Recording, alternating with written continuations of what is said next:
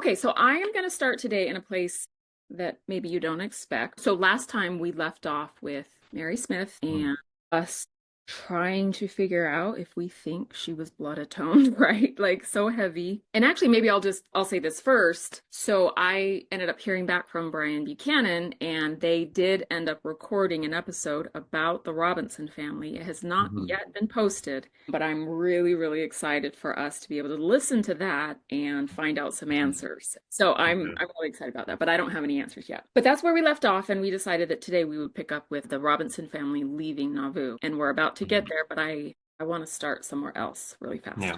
A couple of years ago, I had the opportunity to participate in an advocacy training program for my state's board for people with disabilities. And it was a year-long course. You know, they just dissected the advocacy process in regard to our local representatives and our state representatives and how to advocate for the things that, so actually, let me say this. Those accepted to the program, you had to either be an adult with disabilities or a parent of a child with disabilities. And the training course was for that population in order to help people in the disability community know how to advocate for positive change. We live in an ableist society. Our world is built for able-bodied people. And of course, because of ADA, there's a lot of things that have been changed, such as there has to be elevators in certain buildings, there has to be ramps, you know, that type of thing. Now, not everybody follows those laws, and not everybody is held accountable for not following those laws, but that's the point of this advocacy program, because it just teaches people in that community how to advocate for that change in their own lives and to help themselves or help their children, help their loved ones. So anyway, I participated in that program. I want to talk about it in more detail during another episode because it really was life-changing. But at the end of that advocacy training program, I was asked to speak at graduation. And, you know, I was nervous. It was during COVID, as you know, because you attended. A lot of members of our state's General Assembly were going to be present at this graduation ceremony. I took a lot of time to write my graduation speech, and I really thought about it. I just put in a lot of work. Well, that morning, I was reading over it again, and I suddenly became very self-conscious about something that I had put in the speech, and I was worried about whether or not it would come off as racist. I didn't know if I was being unreasonable or not. I had become on very good terms with a couple of women in that cohort that were in that training class with me, who are these amazing, capable, professional Black women, and I got to be pretty good friends with both of them. Kalila and Thea were their names. And I felt safe enough that I thought, I need to ask. You know, like, I need to check because I was really worried. Anyway, I'm going to read the first part of my speech and point out what I was worried about. So I started my graduation speech out like this. You can't do it because you're disabled. You can't do it because you're Black. You can't do it because you're a woman. You can't do it because you're uneducated. You can't do it because English is your second language. You can't do it because you're poor. When Emma Lazarus penned the words that would one day grace the Statue of Liberty, give me your tired, your poor, your huddled masses yearning to breathe free, the wretched refuse of your teeming shore. Send these, the homeless, tempest-tossed to me. She did so with full faith that America was and would continue to be a place where every different kind of person could build a better life. So that's how I started the speech. I suddenly became very self-conscious about me, a white woman, saying, you can't do it because you're Black, right? And so I was just like, is it okay for me to say that, you know? And so The super important detail of the fact that the majority of African Americans did not come here as immigrants, right? As refugees from other countries. you are very perceptive, but I'm going to get there. So I just sent it to both these, like, you know, it was that morning. They're both moms. It was busy. I wasn't sure. So I actually sent a text to both of them and said, hey, can I ask you to read over my graduation speech? I'm nervous that something I'm saying is not sensitive to my Black brothers and sisters. Mind like helping me. And they were both so lovely. I mean, they were separate text messages, separate conversation with each of them. And they were both so lovely, and they read over it, and both of them came back and said, oh, no, that part, that's not racist at all. Like, that didn't bother me at all. But there's this other part later in the speech that maybe, like, can we talk about it. And Mm. I'm telling you, this was a conversation I had with separate women, two separate people, and they both came back with the exact same feedback. And so I'm going to Okay. read that part now. So, I read that part about Emma Lazarus and her poem and the Statue of Liberty. I talked about this program, and I said, this program, the advocacy training program, at its core, is a continuation of that American dream, the same dream that our ancestors had. And this is the part that's now different, but I don't have the old version, but it was something like, Mm. it's so obvious to me now, but I sincerely did not see it. Yeah. But I said something like, the same dream that our ancestors had when they walked off of the boat at Ellis Island, or blah, Mhm. blah, blah, or blah, blah, blah. And I named these different things. And both of them came back and said, so when you talk about walking off of a boat when you're Mhm. coming to America, and I'm being sincere, like I'm listening to them, I did not know where they were going. By the time the second person said the same thing to me, I knew where she was going. And I can't remember if I talked to Kalila first or Kia first. I can't remember, but whoever the first person was that I was talking to on the phone, I did not know where she was going. And then she said, Black people don't think about Ellis Island. You Yeah. say our ancestors walking off of a boat, we're going to think slave ship. Yeah. And when she said that, the horror that Mhm. came over me, and I was like, "Ah." And I even said, I was like, I'm so embarrassed that I didn't see that.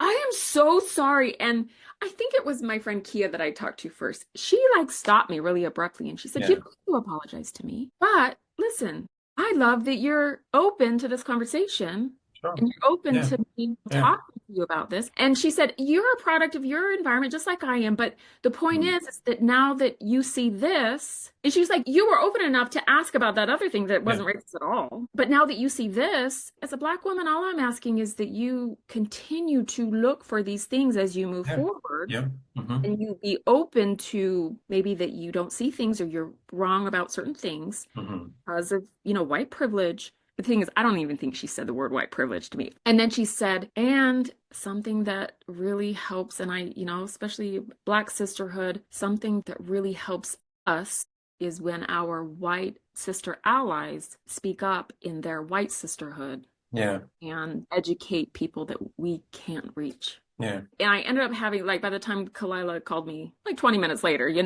I ended up having such meaningful conversations with both of them. Mm. I was so grateful that they would take, because it is not Black people's job to educate white people on racism. Black people cannot solve racism. White people. Yeah. Whoever has the power That's can right. solve the problem. White people can solve Yeah. racism. Yeah. And so, anyway, I just ended up having such a lovely conversation with both of them. And what I ended up doing was I changed it. So then the next paragraph says, this advocacy training program at its core is a continuation of that American dream, the same dream that our ancestors had, whether they walked, and this is how I worded it, whether they Mm. walked through the doors of Ellis Island in 1907, marched the streets of Selma in Mhm. 1965, or drove through the Brownsville checkpoint in 2022. That Mm. American dream stands, despite each of us facing ableism, racism, misogyny, prejudice, and injustice. And I just, I went on to talk about, how we, in our each individual lives, we learn to notice the problems and we take a stand and we solve problems. Anyway, I won't read through the rest of it, but I wanted to share that up front before we began this conversation because that is an example from my personal life where, because of my privilege, I couldn't see that my action, meaning the words I was going to speak, that my action would have caused pain and harm Mm. to other people. And so now, rather than as a white woman with privilege talking about, actually, let me say this first. It is my responsibility, especially because there's a whole history of the ways that specifically white women have thrown Black women under the bus. And that's actually something I really do want to talk about in this Mhm. podcast. And it does actually relate to our Mormon history. And so I won't get Yeah. into all of that right now. So it's very pertinent, but there is a whole history there. There's a reason, and it is a valid reason why Black women have a hard time trusting white women. It is Yeah. so Sure. valid. So it is my responsibility as someone who comes from a privileged group to never get to the point in my life where I assume that I am not racist. In order for me to be anti-racist, I need to assume, because I grew up white in this country, there is always Well, and another layer of yeah, internalized racism that I do not see. I need to dig into. I need to never assume innocence and always assume there's something more I can learn. of that compounded by the fact that we grew up white and Mormon. That's a Yeah. whole extra layer of not kind of like cultural background racism, but actual explicit overt racism. Overt. That was the air we breathed growing up. Yes, it was. Yes, it was. And So, eventually, we will be having yeah, many episodes on this very issue because it does yeah. pertain to our Mormon history. And so, but yes, you are absolutely right. So I am taking ownership at the beginning of this episode, at the beginning of this conversation, that I am not innocent of not being able to see my own privilege and acting in a Hmm. way that could potentially be harmful to others. So I want Yeah, to yeah, establish I am not innocent of the very thing that I'm about to call out men for. yeah. Okay. Okay, okay. So, This is um, an intriguing prologue. I want to talk for a minute about how, as Mormons, and really I'm talking about believing Mormon men. Something I love about you is that you are a raging feminist, and I love Hmm, that about you, and I appreciate you so much for that. hmm, But I am speaking to, of course, believing Mormon men, but even men who lived inside Mormonism for a long time and have left. Sometimes those men can assume that they view women equally, though they have grown up in this patriarchal system that taught them from the earliest moments of their childhood that they had a right to certain things in life. Even if it wasn't explicitly said, women were there to support yeah. their manhood. Even if they have stepped out of Mormonism and they have deconstructed, just like I can never assume innocence in regarding to my white privilege, I am Hmm. asking Mormon men, whether they are in the church or out of the church, to please never assume innocence when it comes to how they view women. Yeah. And the reason why I felt so strongly I needed to start here is, last time, and first of all, I just want to say I have loved reading this history by Cousin Dennis. Like, I Okay, yeah. just Yeah. really appreciate it's clear he wants to tell the truth. Surprisingly candid explanations. Yeah. And I don't know him. He's our distant relative. And this really isn't even about him, but I am a little bit going to use him as an example with full love, Cousin Dennis, if you ever listen to this. But it's so apparent to me in this write-up that I am going to use him as an example. He seems like such a good man. The way he talks about these people and the openness and the candidness, and seems like a really good, sincere man. And I assume that he loves the women in his life, but there is a way in which this history has been written, which quite frankly is not unique to him Yeah. across the board in histories written about Mormon ancestors, where the author is, determined isn't the word. It's not like is so excited to honor this pioneer, this person who did some amazing things, that the way this person is written about, they are given the benefit of the doubt so completely that they are pedestalized. Yeah. And in this case, with Richard, Mary Smith's son Richard, that Mary Ann Eccles' husband, we want to be talking about. Let me put it this way. Reading through some of what I'm about to share ended up feeling really painful to me. And the reason why is because, as Cousin Dennis described him, and then, of course, described his wives and his children, Cousin Dennis talked about the women in Richard's life with so much sympathy, such wonderful, valiant women, and this was hard, and this was hard, and just so much sympathy, with no acknowledgement of how the very things he had just described about Richard, in some cases, I believe, led directly to the hard things in those women's lives. Yeah. He talked about these women with love and sympathy, almost with an assumption that their circumstances were just inevitable. sometimes life is hard. And weren't they just wonderful women? They talked about it as though it was inevitable. But as I read it, what I could see through the eyes of a woman was a man who believed he had the right. Every choice he made that affected these women, the way he went about living his life, that is so honored in Mormonism as this faithful man. His decisions led to the very circumstances where Cousin Dennis is feeling so much sympathy for these women. What happened in their lives was not inevitable, and in large part was because of their powerlessness in a patriarchal system. And as I read through it, I think why it was so painful for me was because the person writing it was a good man. I had a conversation with my 18-year-old. It was actually quick. It was just a comment I made to her, but it's kind of been in my head ever since, that something that is the most painful for me as I kind of navigate through my healing process is when genuinely good men cannot see their privilege, perpetuate harm on the women that they believe they love. Well, I guess the first thing that comes to my mind about this is that very pernicious notion that church leaders have used very often, where they've said things like, just because it's true doesn't mean that it's uplifting, right? And the notion that all of the true things we say need to make us feel good. When I listen to your description of him, I suppose I don't doubt his sincerity. I mean, of course, with what little I know about We don't know him. We don't know him. Yeah, don't know him at We've been all. impressed with his honesty thus far. Yeah.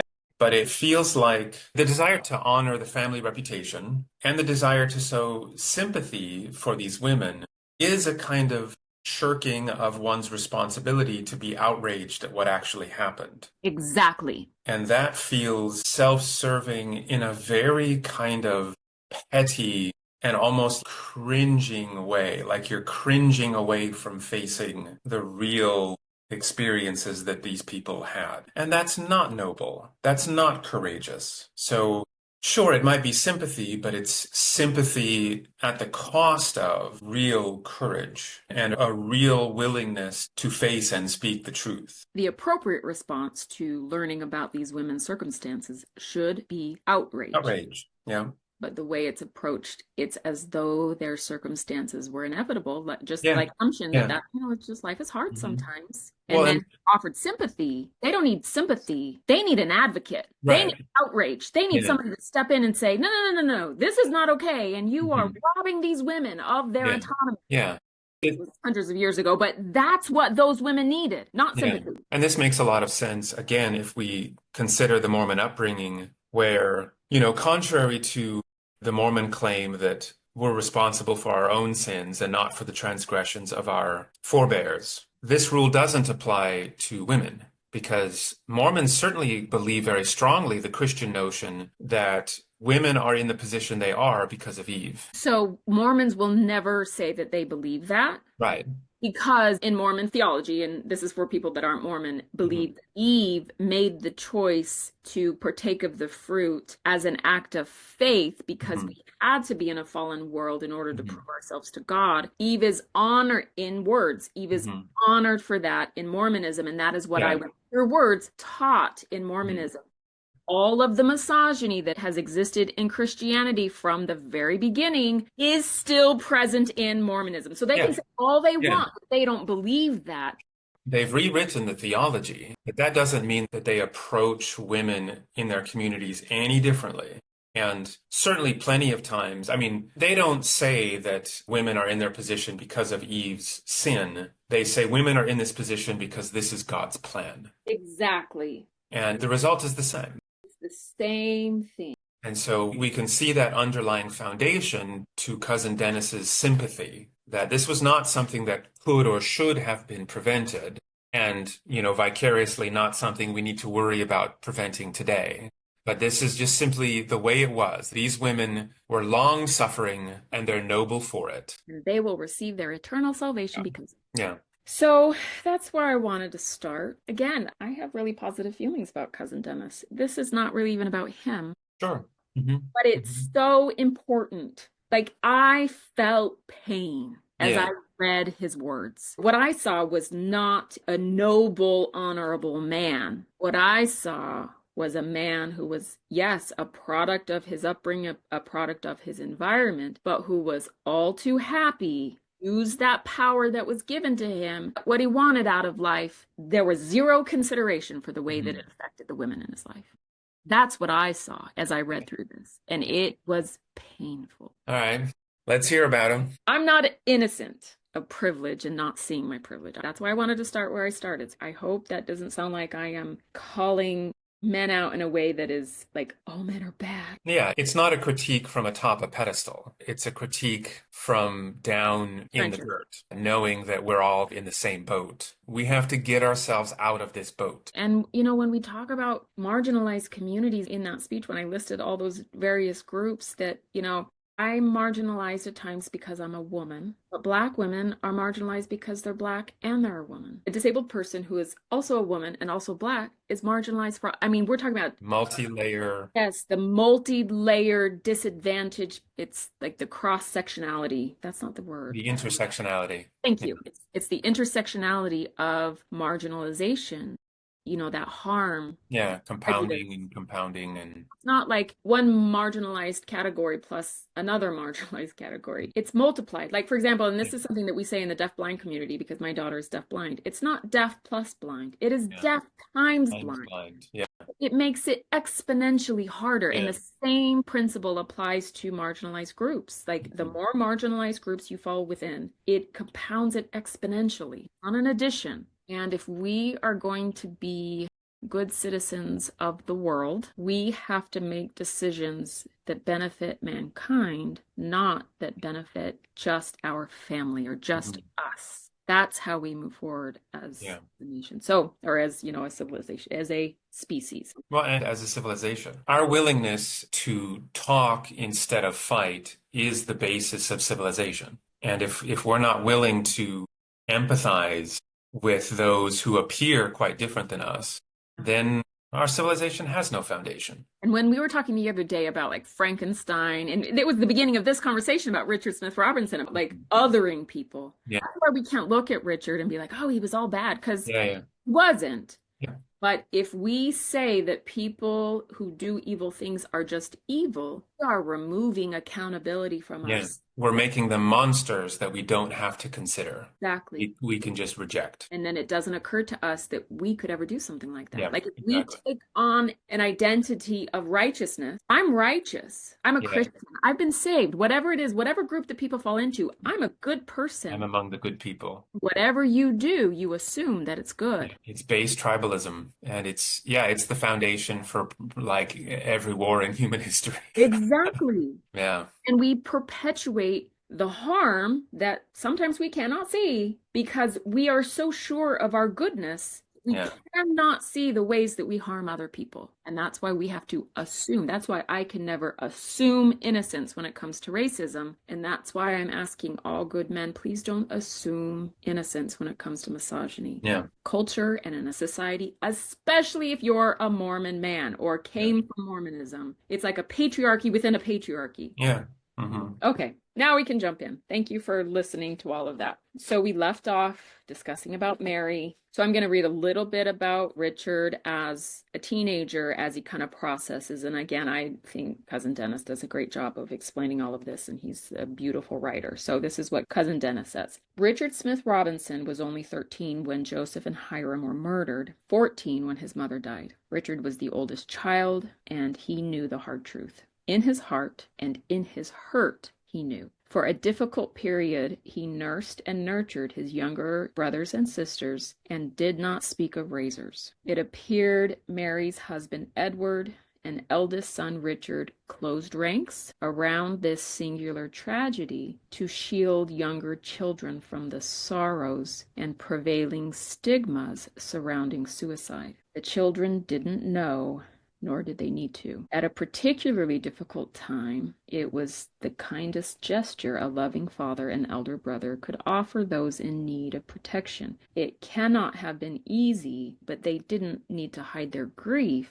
only the cruel details. And I get that, those kids, like they were being torn from their homes at the same time. I mean, it was madness, right? Their mom had died. But he does say in another part that it's this, that eventually led to part of the family truly believing that she had died in childbirth because Yeah. that's what got passed down. So anyway, I understand why false stories are created. We still need to fix it.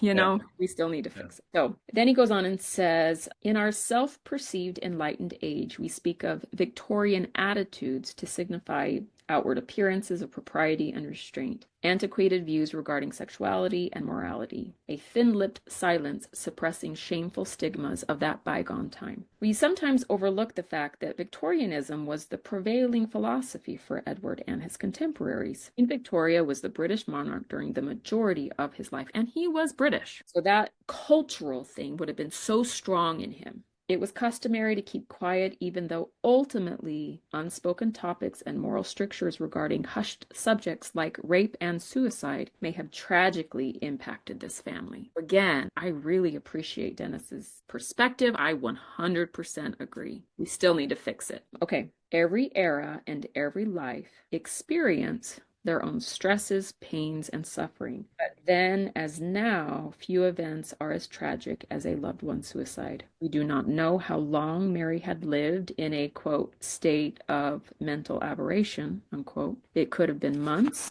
or only a few weeks. But she had been unwell for some time, always in delicate health physically. Her emotional health had waned. She worked hard to care for the living. It isn't easy now. It wasn't any easier then. That for me is one of those examples where it's like, that was just how life was. I feel so bad for her. When if I put my advocate hat on, I'm like, she needed help. Yeah. I don't know if part of that Victorianism was that Edward wasn't hands-on. I don't know. There's so much to that conversation. I realize at a certain point, I do feel like I'm entering into presentism. Obviously, we can't expect the psychological support that one could get today. Or the understanding, of course. Yeah, or the understanding. But with Mormonism, we always come back to the supernatural claims, right? Where they claim that God's love or the power of the Holy Spirit or priesthood blessings or, all of those things that they claim are a panacea for all of life's problems. Why weren't they effective? Or why wasn't she receiving those things?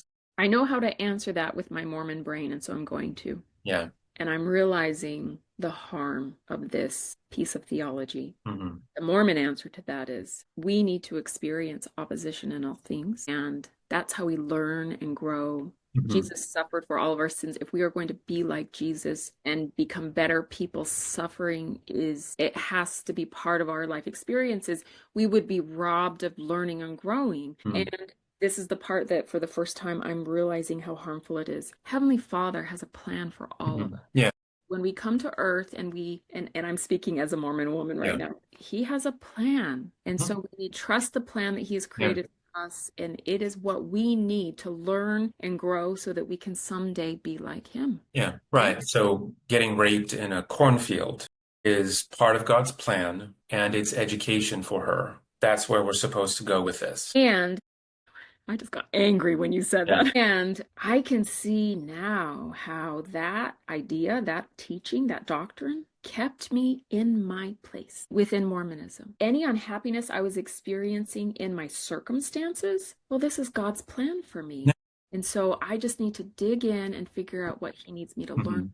Not, I'm not being treated well. This is unjust. Right to autonomy. I need to get out or my mental health is seriously going to suffer. Yeah. And we can see how this kind of belief molds women to stay in terrible marriages. Because if God treats me this way, what right do I have to critique my husband for treating me this way? So, this is grotesque morality. And this is what I'm talking about. Yeah. When I'm talking about good men. Like, as a woman in the world that we live in, and I don't intend for this podcast to become political, although I will be honest about who I am. We are recording this at the end of December. The presidential election was in November 2024. I have noticed an uptick in harmful behavior from men toward women. My 18-year-old was at work the other day, and a customer at her place of employment walked up to her and said, "Boy, I sure can see you in pigtails in my bedroom." And then he walked away, and it took her, by the time it registered in her brain what he had said, and she looked after him like he had gone around the corner, like he was Mm. gone. But he felt completely Yep. comfortable Yep. walking up to an 18-year-old girl in Yep. public, standing 6 inches away from her, saying that to her face. Yeah. And he knew there was no Yeah. consequence. Yeah. No legal recourse, no pushback from men standing nearby. He had total impunity to sexualize and infantilize a young lady just doing her job, trying to make Pigtails? money. Yeah. And it's never the fault of the woman, no matter how she looks or what she has on. But she was Mm. wearing a flipping work uniform, Yeah. messy hair, and no makeup on. Yeah. She was Yeah. doing her job. She's a high school student. It's a high school job. Yeah. And he was a grown man. Yeah. He had no hesitation. Yeah. So, because the world is like that, and because there are many women that I know that are feeling that in the Mm. world right now, if anybody's listening to this and you are not aware of this, there's a large population of women who feel less safe right now than we did even 2 or 3 months ago. And that story of my daughter is a perfect example of that. And so, as that cultural element has been evolving around us, that's why when I read things in these histories, especially in a situation where I feel so confident that the man who wrote this is a good man, it's so disheartening to Yeah. women. Good men cannot see their misogyny. For me, as I've kind of been contemplating this, it makes me feel so vulnerable in the world that I live in and fearful for my teenage daughter. That even good men who think of themselves as viewing women equally have internalized misogyny, just like I, as a white person, have internalized racism.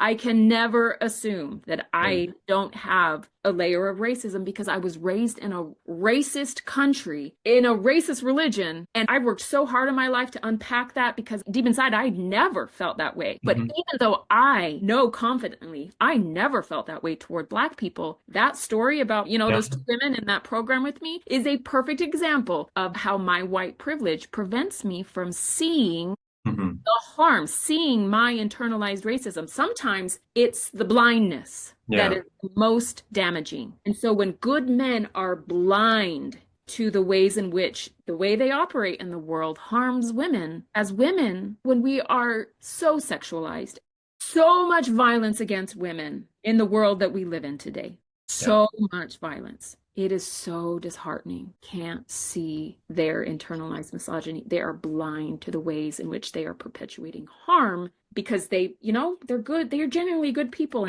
They think that the lack of bad intention is perfectly mitigating. Right.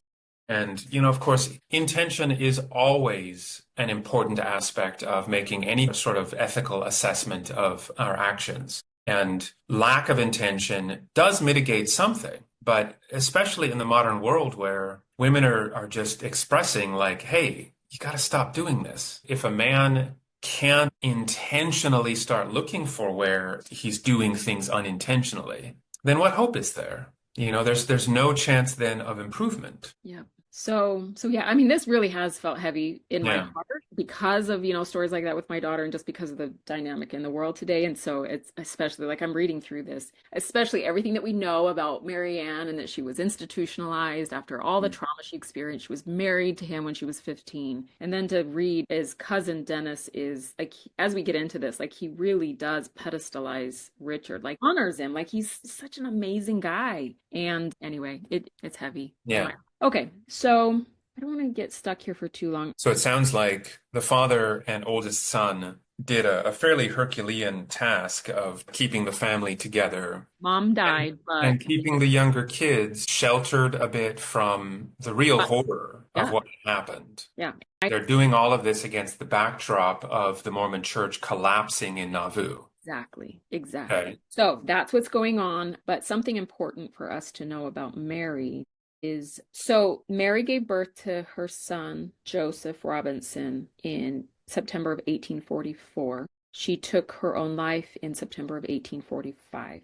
During that year, at some point when she was still living, they placed baby Joseph with another family. The Kirkwood family is what they were called.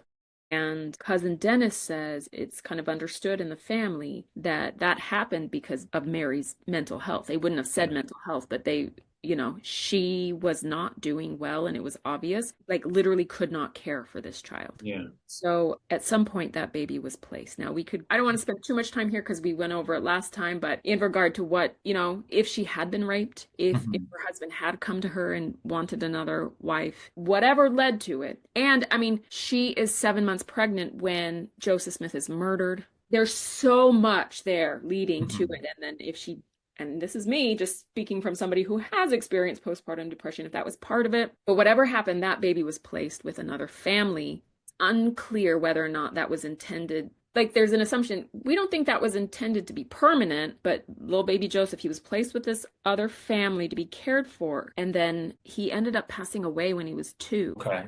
So that baby didn't end up living. But what happened, and I'm just going to skip ahead a little bit for time. So the family, Edward the father, he marries Anne Wooten. And part of the agreement was, and this is what makes me think that Edward learned his lesson about polygamy, or maybe he never wanted to practice that. I don't know. We made a lot of assumptions last time, right? And whenever we listen to that episode from Sunstone, maybe we will find out some of these answers. But I explained last time that there are two Anne Wootens, the widow and the sister. Edward Robinson marries the widow Anne Wooten, and she has 2 little boys of her own. And then the sister had a baby that she had had out of wedlock. It's just this mom, Ann Wooten, and her daughter, Mhm. Elizabeth. Okay. Part of the agreement was, which is lovely, and this, again, like the things that I read about Edward, like I like him, like I haven't run into anything where like, I don't like him. Now, the whole polygamy thing, we made a lot of assumptions there. We don't know, but part of the agreement was when Anne Wooten agreed to marry Edward, I have these 2 little boys of my own, and my sister-in-law and her daughter, can they live with us too? Yeah. So Yeah. that's what happened, but it's significant to me that Edward did not marry the other Anne, because that's what would happen with Right. men. In polygamy. Yeah. He Yeah. did not marry her. So I just think that's really interesting. That's all. Yeah. So this whole family, it's Edward and his oldest son Richard, and then like what, 7 other younger siblings, and then it's Anne. I'm now going to call her Anne Robinson. So Anne Robinson, her 2 little Wooten boys, her sister-in-law Anne Wooten, and her daughter Elizabeth Wooten. This giant Robinson Wooten family. They flee Nauvoo. He trades his big, lovely home for horses and a wagon. It's like trading my house for a car. It's so heartbreaking that that home that he built, it's just the tragedy of it all, Yeah. right? So he Mhm. trades it for a horse and wagon, and everybody's fleeing across the state. There are lots of stories about the Mormons who fled, like went all the way across Iowa and ended up in winter quarters. I mean, it was awful. A lot of them were going in early spring. It was super muddy. It was just like the worst thing. The Robinson Wooten family decided instead to rent a home in Burlington, Iowa.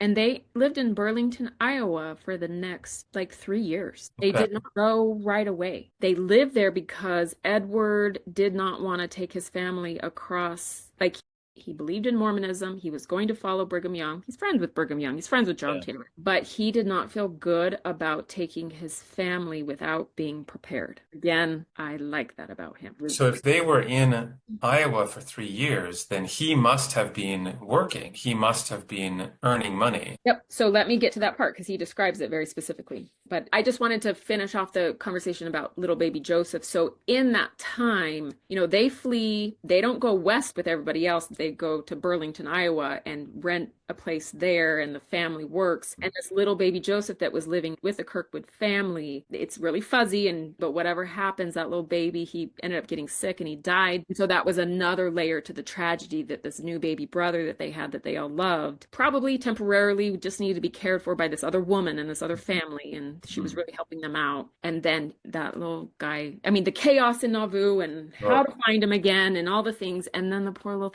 he ends up dying, yeah. and the family never sees him again. Yeah. So that was another layer of that heartache and that tragedy. Mhm. So, okay. So even without the loss of wife and Mother Mary, it was a difficult time for the Robinson family. Edward, like most faithful Mormon men, served in the Nauvoo Legion, which is really interesting to me because that was the army of the town. Yeah. Like, that was the Yeah. militia, and there's some not so good stories there. So Yeah. I'm Yeah. curious. About what they did. Yeah. but I don't have a lot of information about it, and so I won't. Yeah. He desired to protect his family and property. The family lived to the east of Nauvoo, the area most exposed to mob activity. And that was interesting to me. I was like, well, maybe they were in a vulnerable place, and that's how Mary ended up getting attacked. So it just talks about how Edward in Nauvoo, as he was working, Richard had to take over a lot of the responsibilities of caring for his younger brothers and Yeah. sisters. And then this was interesting to me. So I did not know this last time when we were talking. So Anne Turner Wooten, who's the woman he married, she and her husband, along with sister-in-law and niece, they came over on the same ship from England with the Robinsons. So they did know one another. And he describes here that Edward Robinson was friends with John Wooten.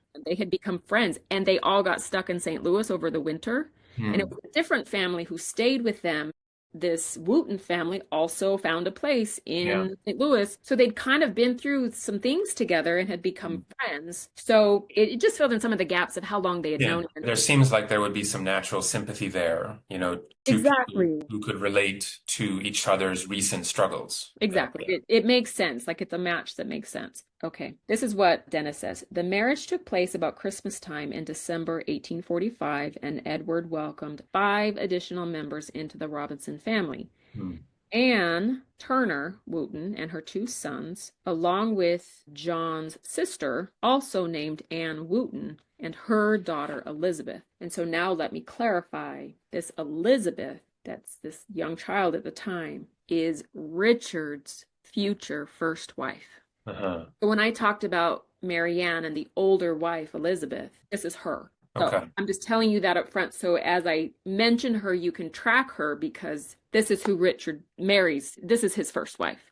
But he's 14 and she's Yeah. like 9. True to the dictates of their mutual faith, Edward and his new wife, Anne, received their endowments at the nearly completed temple in February of 1846 during the general rush to complete ordnance work before evacuating Nauvoo. And so that's a little piece of Mormon history. I won't go into it too much, but they built a temple in Nauvoo and were performing these ordinances or these things that Mormons believe they need to do in order to get to heaven. And Edward and Anne received those ordinances in the temple before they left. It's really great because Dennis has in here some letters that Anne wrote back to her family in England. Like there's some great detail in here. One really interesting detail that it does include though is that, last time we talked about them moving to Nauvoo and they bought some land. They bought like a couple of acres, which isn't, amazingly huge, but that's land. He never could Yeah. have been in England. Apparently he bought 35, Wow. way more than I thought. Yeah. And that is an estate, right? Yeah. And so that really put that in perspective for me also. So he not only traded his fine 2-story brick home, but 35 acres of land he walked away from. Like, Yeah. because they couldn't sell it because they knew the Mormons were leaving anyway, and the people wanted to just come in and take their stuff, and they did, like Yeah. didn't sell anything. So they traded it for what they needed. They Hmm. needed an extra wagon, they needed more horses. And so he traded his grand estate. Yeah, it's like selling your lordly manor for the price of, a decade-old family car. Exactly. Yeah. What a gut punch. Yeah. So that was interesting. I've kind of already explained that they went to Nauvoo. Sorry, they went to Burlington. So the Mormons were forced from the city of Nauvoo, and as the Robinsons had no chance of selling, this is something that one of the family members wrote down, so he's quoting it, had no chance of selling our property to advantage. So as the Robinsons had no chance of selling our property to advantage, unquote, they finally relented and moved to Burlington, 30 miles north of Nauvoo on the western or Iowa side of the Mississippi River. At this point, their property remained unsold, proceeds which the family required for the move west. Consequently, at Burlington, the family worked to earn enough money for adequate supplies in preparation for their journey to Utah. And then it talks about another letter that Anne wrote home to her family. She talks about her youngest child, which she's talking about Mary's child, about how her, she doesn't call him stepson. She comments on her husband's baby, that he had passed away. He wasn't yet 3 years old, so he was a 2-year-old. The exact words were to her family, I think it was to her mother or maybe a brother. She says, "We have buried my husband's youngest child." Oh, that's just so heartbreaking. Then she says, and I have given birth to a baby boy. So then she had another baby. So she has three boys, but this final one is with Edward. And she talks about how Edward has a good span of horses and a wagon now that he traded everything. That's Yeah. He describes it that way in the letter. She talks about how they were defrauded, and she calls them the mob. We were defrauded by the mob. But I guess and it makes sense. The Robinsons already had a wagon, maybe more than one, and some horses, but he traded his property for more. Yeah. And so now he Well, has four it's horses. yeah, it sounds like they're in considerably better shape than a lot of Mormons were. Absolutely, because he had something to trade Yeah. that was of real value. Like most of the people, even if they were walking away from homes, they were probably homes that someone else wasn't willing to trade a horse and wagon for. It's Yeah. still not just, but he was able Right. to walk away with more Right. than some of the other Yeah. people. And Edward was wise and he stopped in Burlington. He did not attempt at all to put his family through that. I have so much respect for that because some people would be like, well, let's just go and have faith. God will take care of us. And he said, no, we're not going until we're ready. So I respect that. So then he had four horses and two wagons. And then in Burlington, they were able to find work. So he started working. Richard, who was 14, almost 15 at this point, is working. And of course, the two women are taking care of all of those children. And, I don't know if they were also taking and washing or whatever, but they were working to save. So now Dennis does a little bit of foreshadowing or a little bit of explanation. This is where the Robinson family is. They're in Burlington. They are working. They stay there for several years. The rest of the Mormons are gone. Like they are not there, which was interesting to me because I was like, if there was a time for them to leave Mormonism, this was it. Yeah. They clearly believed. It does strike me as really unfortunate because given I guess, given his ability to kind of recover from that massive financial loss, or at least recover enough so that his family's not starving, the opportunities that they found in Iowa, they have a large enough family, they can certainly create some new endeavor where they could establish themselves and live as peaceful a life as you can on the American frontier. And then the motivation to embark on a terrible trek across the American wilderness, all because some quote, quote, prophet told them they must. I know we've talked about this before, but like the loss of fortune that has occurred because of people's faith, the uprooting that occurred because of people's faith. And they are told that they will be blessed in the eternities for the sacrifice. That's right. My question, when that argument is brought to the table from a believer, my question is, okay, but who does that decision benefit right now? Yeah. Is it the family? Yeah. And actually, let me phrase that in another way. Is there anybody else that decision benefits right now more than the family? Yeah. Because if your sacrifice that you are being promised will bring you eternal blessings, further empowers the people who are already in power, you are being taken advantage of. I'm sorry, but you just are. And if we compare that to simple financial crimes, the tactic of promising someone a great reward in the future, which at the same time rewards the person making the promise right now. Exactly. We call that fraud. Exactly. And so if it quacks like a duck. It's the same thing. It's another example of how somebody's sincere faith can be manipulated by bad actors in order to take advantage of them. Yeah, which again posits the notion that this kind of faith should always be approached with suspicion because the chances that it is being used against you are higher than that it is being used for you. If you can present to me a situation where that promise, that faith that that person has in a future promise, that them agreeing to the sacrifice in exchange for that future promise doesn't enrich anybody else around them, then we can have a conversation about faith. But if that decision is enriching in any way, even if it's not actual money, if it is just loyalty, if it is whatever, if it benefits somebody else right in that moment, and they are the people telling you that you will receive eternal blessings, you are being taken advantage of. Yeah. And I could not see that. I could not see the Yeah. way my Yeah. sacrifices empowered the people around me. And I'm going to say it empowered the men around me. Yeah. I mean, we grew up, going back to our earlier conversation about the language that we encounter when our brains are developing. Words like faith and sacrifice were always positive words, right? I mean, endure to the end. That's what we heard, like, whatever you have to endure now so that you can receive your reward in the end, it's all worth it. It's all worth it. And I found myself wondering, it's going to be so offensive to people, and I'm sorry, but I have found myself wondering, why is faith a good thing? Yeah. Yeah.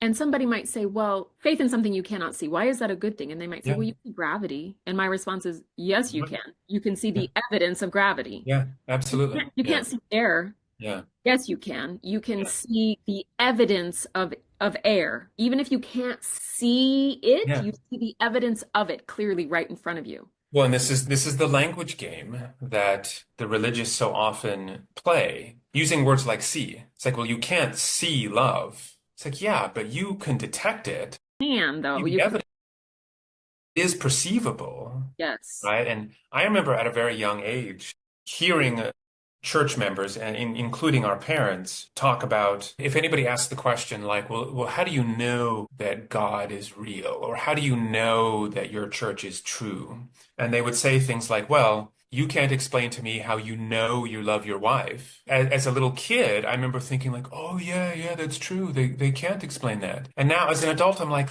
yes, you can. Even if we do it as a purely evidence thing, you can take a brain scan of someone and right. you can see Yeah, how the brain behaves when someone feels love for another person. those studies have been done. Yeah. And then you can also just look at like how they treat each other, right? How they treat each other is very clear evidence of whether they love each other or not. And so all of these notions of, faith is not something that you can prove. Part of the language game, of course, is that you hear people say things like, well, you have faith in your spouse, right? It's the same thing. But when you first met your spouse, you didn't have faith in them, right? They were just a stranger and you had to slowly get to know them and you had to slowly fall in love with them and you had to slowly learn that you could trust them. That's Let's not the relationship that you have with God. Right. Let's put this in scientific language. You, over time, collected evidence That's right.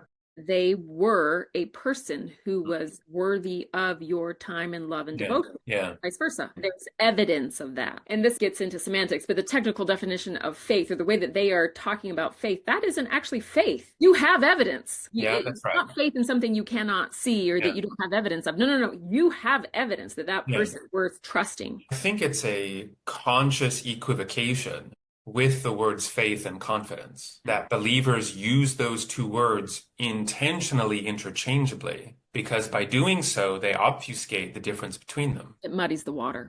Is the water. And because of my career, because of all of my language nerdiness, I'm very interested in clarity of communication. In my personal life, I find that I tend not to use the word faith where other people use the word faith in a non-religious way. Like when people use phrases like faith in the system, or you have to have faith in your friends, Right. right? Or that sort of thing. I'm like, that is the wrong word. You're talking about confidence, right? You're talking about trust. You're talking about having a series of experiences that have convinced you that it is a pretty decent idea to expect that this person will not betray you, or to expect that this situation will have your predicted result. That's confidence, right? And so whenever I hear religious people say like, well, you must have faith that you're going to wake up the next morning every time that you fall asleep at night. I'm like, no, you don't. You have a lifetime of falling Evidence. asleep and waking up again that demonstrates to you there's a very high chance that it's going to happen, right? And if it doesn't happen, it's not because you lacked faith that it That's would right. happen. It's Yeah, there was something that changed overnight that caused you to not wake up. that's right.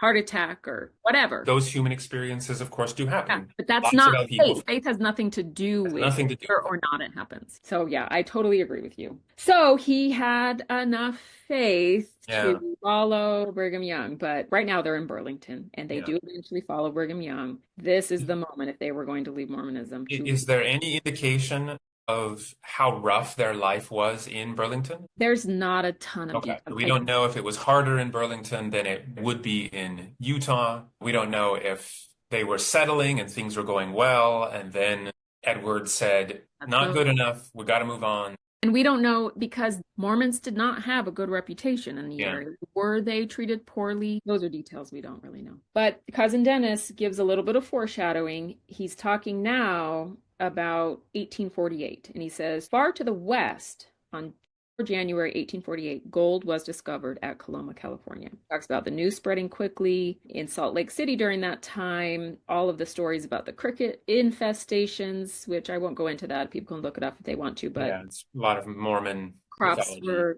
Yeah. exactly. And so the main body of the church arrived in Utah Territory in the Salt Lake Valley in 1847.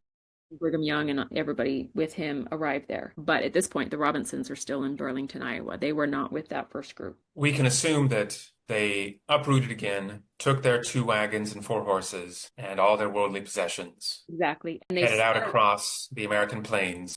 an important detail is that Anne Wooten, the sister, her health was not the best. And Anne Robinson does mention Anne Wooten, her sister-in-law, on several occasions in some of the letters that she writes home. So there's evidence of Anne Wooten, the sister, being with the family for quite a long time in Burlington. And this is kind of a family mystery. She does not go west with them, and there's an assumption that she may have passed away because she did have poor health. She did have some poor health, but she wasn't very old. And so when the family is going west, Elizabeth is considered, at one point later, Dennis refers to Elizabeth as being Richard's stepsister. She wasn't technically because she was his stepmother's niece, stepmother's daughter. But Elizabeth just got absorbed into this greater Robinson Wooten family. And her name is Elizabeth Wooten. She has 2 Wooten cousins, these 2 little boys. She's one of the older girls in the group. There is another Elizabeth who's Elizabeth Robinson, older than her, but then there's Elizabeth Wooten. And so at this point, it's just Edward and Anne, his wife, Anne Robinson, and all these children ranging from the babies that Anne Robinson gave birth to in Burlington all the way up to Richard, who is now 15 and then 16 and then 17. And so he's an older teenager by the time they are going across. By the spring of 1849, they were ready to leave Burlington and push on across the long expanse of Iowa to the outfitting post at Canesville, which is now Council Bluffs, Iowa. And there they would join a wagon train bound for Utah. So that gives you an idea of how long, because they left Nauvoo in 1846. So they were in Burlington for 3 years, probably somewhere between Burlington and Canesville. And so at this point, there's just one Anne.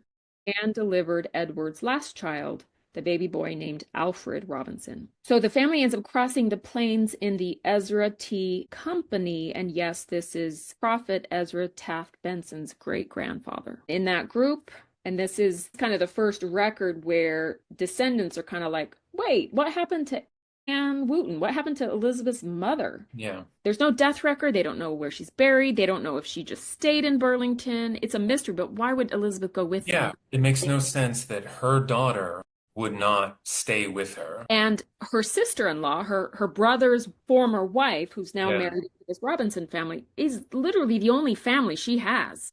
Left everybody behind. And in one of the letters, and I didn't read through it, but in one of the letters, Anne Robinson writes to her family saying, because of course her family would have known the Wooten family because they had, she'd married into the Wooten family, but she's writing the Turner family, her family of birth. And she says, and John's sister is how she refers to her. John's sister, in response to your question about John's sister, she wanted me to tell you thank you, but she prefers to stay here with me. So it was kind of like, and because we don't have the other letter, right? And so it was kind of like, oh, they must have said, hey, does she need to come back? Because it's like, oh my gosh, John died. Like, you got remarried, but what about Anne? Kind of a thing. Is everybody okay? Does she need us to bring her back? And I kind of had the sense of them being like, it's crazy Mormonism, come back, kind of a thing. And so, does Anne and Elizabeth, do they want to come back kind of a thing? And Again, right, they were not, it may have been that their family was like, What do why you are do? you leaving? Why are you going off and chasing this weird new religion? So And when they thought they had a chance to bring her back, they would have tried. exactly. Something that supports that is that so later when the Eccles family goes across in the 1850s, they use the Perpetual Immigration Fund. No such fund was available at this point to help poor people out.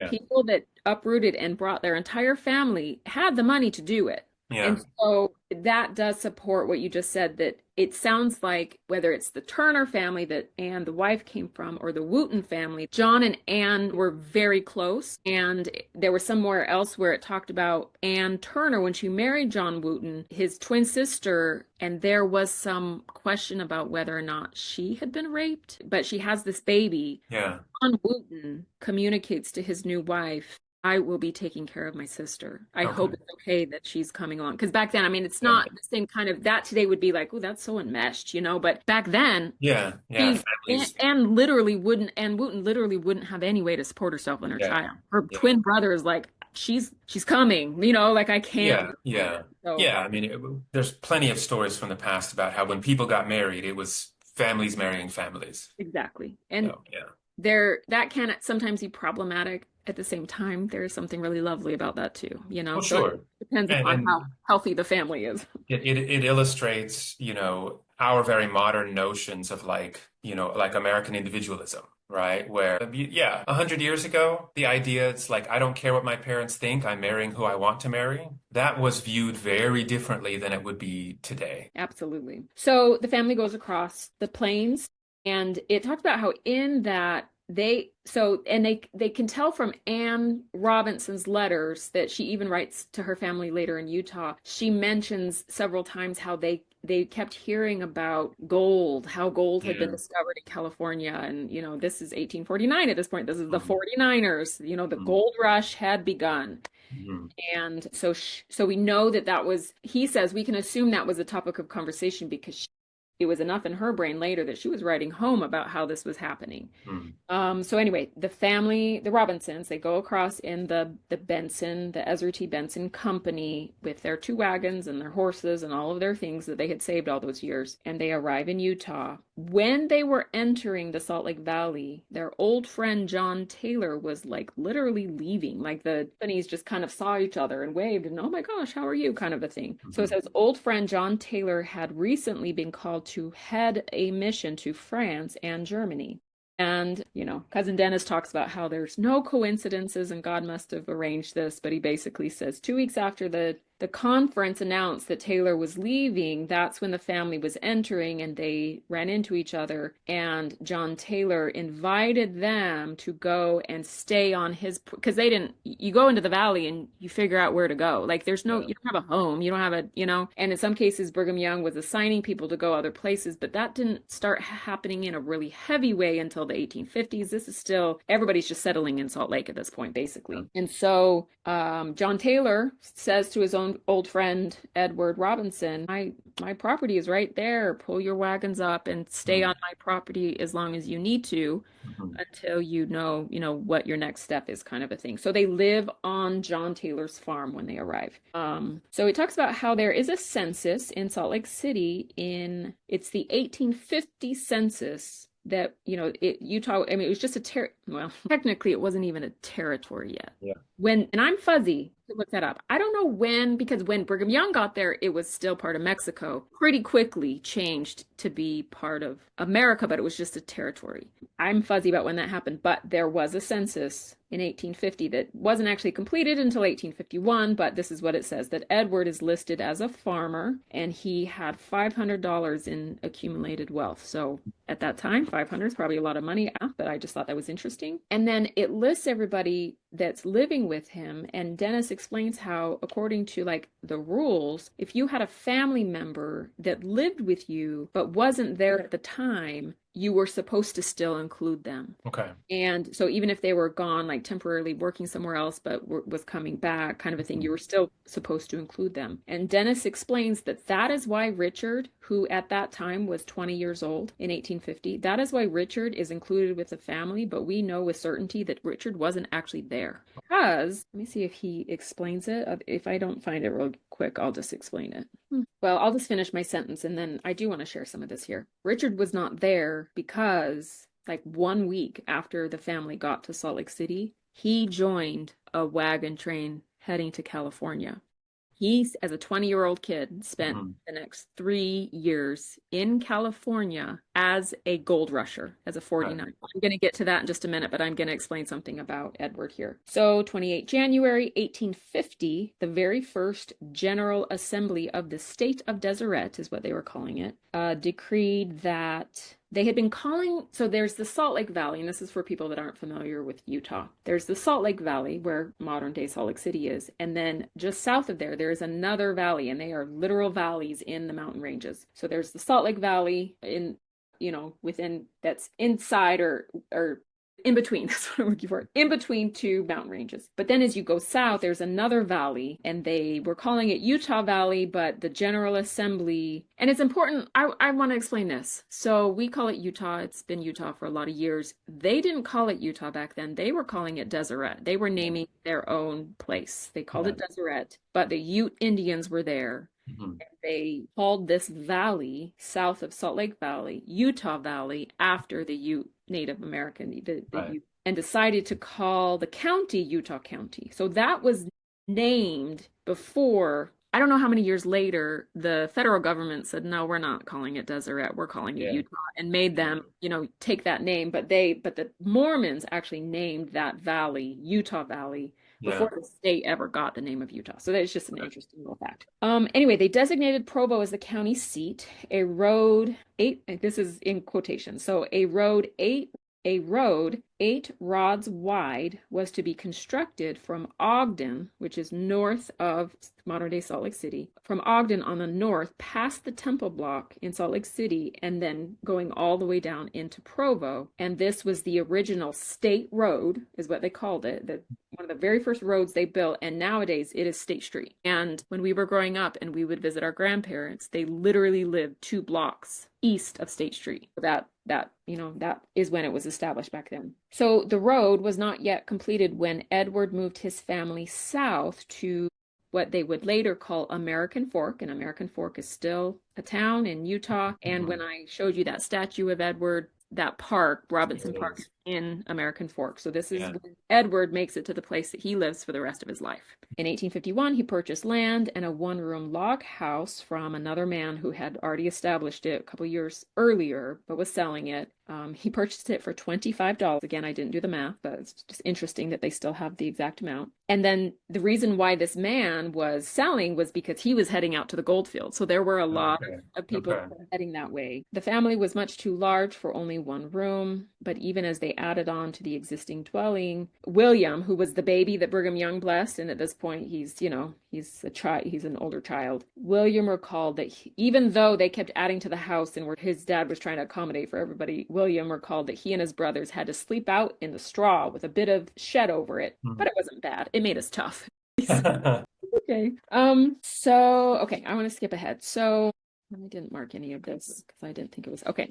All right. So now we are in California during the gold rush. Did you think this was coming? No, no idea. I Yeah. didn't either. I didn't think, like, I've never thought about our ancestors being 49ers. Yeah. So Richard, 20 years old. 20 years old, goes out with another group, no family members, just him, bunch of strangers. Yep.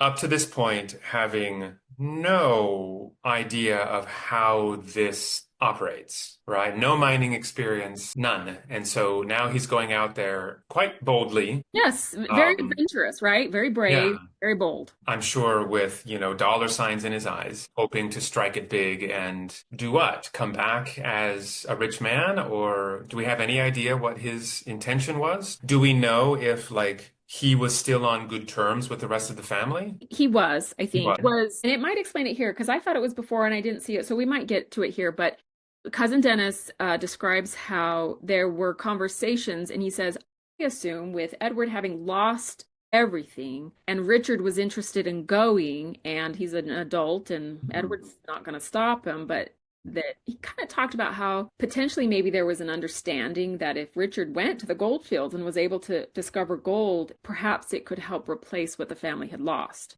So he did leave on good terms. Edward Good. fully supported him. And we know eventually he ends up in southern Utah and he's married, he Yeah. eventually marries Elizabeth, who is the cousin of his step siblings. And eventually he marries Marianne in southern Utah. And so Yeah. we know, Okay, so are you going to get to how successful he was as a 49er? yes. Okay. You're like, come on, tell me what happened. Okay, so again, I don't want to go into too much detail. So I marked a bunch in pink so that I could remember, but I don't need to read all of this. Yeah, I just want to know what happens. Right. Let me Does he skip to that strike part. it? Yeah, let me skip to that part. And Cousin Dennis does a great job. He tells a ton of history about the gold rush and a ton of history about the Mormons in the Okay. gold. There are several Mormon censuses that were taken. They sent like Mormon, I don't think they would have been missionaries, but they Mormon leaders. There were some of them were apostles every year because they Mormons discovered the gold. There's a little bit of fuzziness, but there's a lot of historians who have no connection to Mormonism also agree that it was Mormons Yeah. that discovered the gold. Well, There are others that say, well, we're not sure. We think these people did, but there's a lot of confidence. The very first people that discovered gold in that area were members of the Mormon Battalion. and this is something I've realized over the years that in the efforts of the Mormon Church to shield members from how awful of a person Brigham Young was, has ended up preventing them from really knowing anything about that time period. Right. And years later, when I actually started learning the real history about it, I was shocked and I'll admit a little annoyed at just how pivotal the Mormons were Right. to everything that went on in the Literally Southwest US. everything. Yeah. And because Mormons tend to be very elitist and very like egocentric and everything. Mhm. So sometimes claims like this should be taken with a grain of salt. Sure. Promise, I am not trying to favor Mormons when I say this. They Mhm. literally affected everything in the West. Like Yeah. they were so influential in Mhm. everything that happened in Yeah. America at that Yeah. time. Like it's Huh. kind of wild. Yeah. A lot of the details that I started learning, the moment that got me super curious was a university history class Mm. where we were learning all about America from the Revolution essentially up until World War One. And you went to university in the Midwest A and com- after you had left Yeah. Mormon, there was Where not. when I went there, like if I brought up Mormonism, everybody said, "Who?" Nobody knew about the Mormon. I mean, this was late 90s. This was before Mhm. Mormonism exploded into pop culture with all of the TV shows and everything. For the Nobody knew who the Mormon. Mormons. And so in this history class, hearing the professor talk about how the Mormons were pretty much involved with everything to do with the settling of the Southwest United States. And I remember sitting there thinking, like, What are you talking why did I never learn any of this? And because, of course, Mormons love to brag, as you said, about how important they are. And of course, I eventually realized it was because you can't learn about this stuff without learning about who Brigham Young was. you can't. I said a couple of weeks ago when we were recording about Marianne Eccles' story, this story cannot be told from a faith promoting Yeah, perspective yeah, and have it be accurate. yeah. Same applies to this. To the whole Southwest. You cannot fully understand the Yeah, impact Mormonism has had on US history yeah, from a faith promoting perspective yeah, because there's a lot of ugly. yeah. There is a lot of ugly. Yeah, ugly. That was not a reaction by the Mormons. It was an instigation by the Mormons. So, Exactly. But it was just this in particular with Mormons discovering gold. It was a fluke. Like they yeah, were just yeah, there.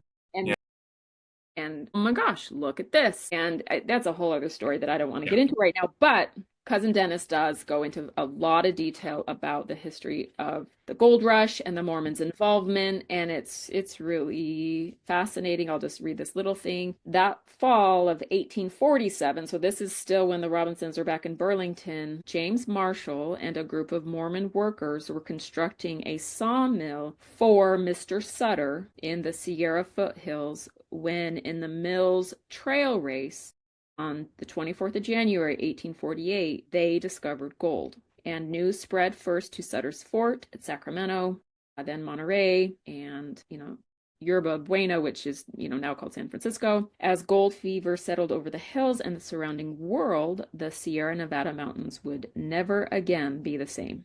And he just talks about how Nathan Hawk, another veteran of the Mormon Battalion, rode east from San Francisco to spread the news, carrying issues of Sam Brannan, who was the Mormon leader. Sam Brannan published something called the California Star, where he was talking about this. There's gold here. Hey, everyone, there's gold here. Another man who was a veteran of the Mormon Battalion went riding off with this pamphlet written by the Mormon leader in that area and told everybody about the gold in California, and thus began the famous 1849 California Gold Rush. Mormons started that. So by the time the Robinsons headed west across Iowa, the news was everywhere. So this is where I was thinking. This is where he talks about how, with the blessing of his family, Richard Smith Robinson stayed only a week at Salt Lake before undertaking another uncertain journey. So how long was he in California?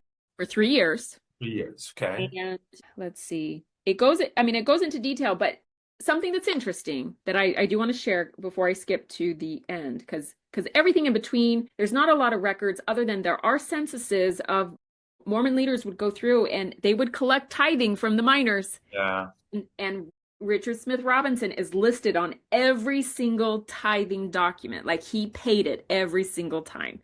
So they would pay tithing in their gold dust to the leaders that would come through, and he appears on several censuses in various mining camps, and so they can kind of track like where he went. Yeah. He was there for 3 years. I mean, that is a long time. I mean, it is cold. They live in these canvas tents. They're wading into ice cold water, panning for gold in the riverbed. It's muddy.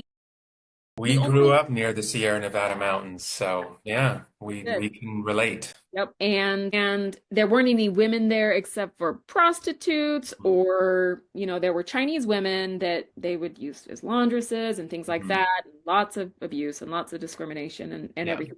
It was so rough. Like, it was so rough. And this is where he goes. And Cousin Dennis does, because I said he was 20 years old.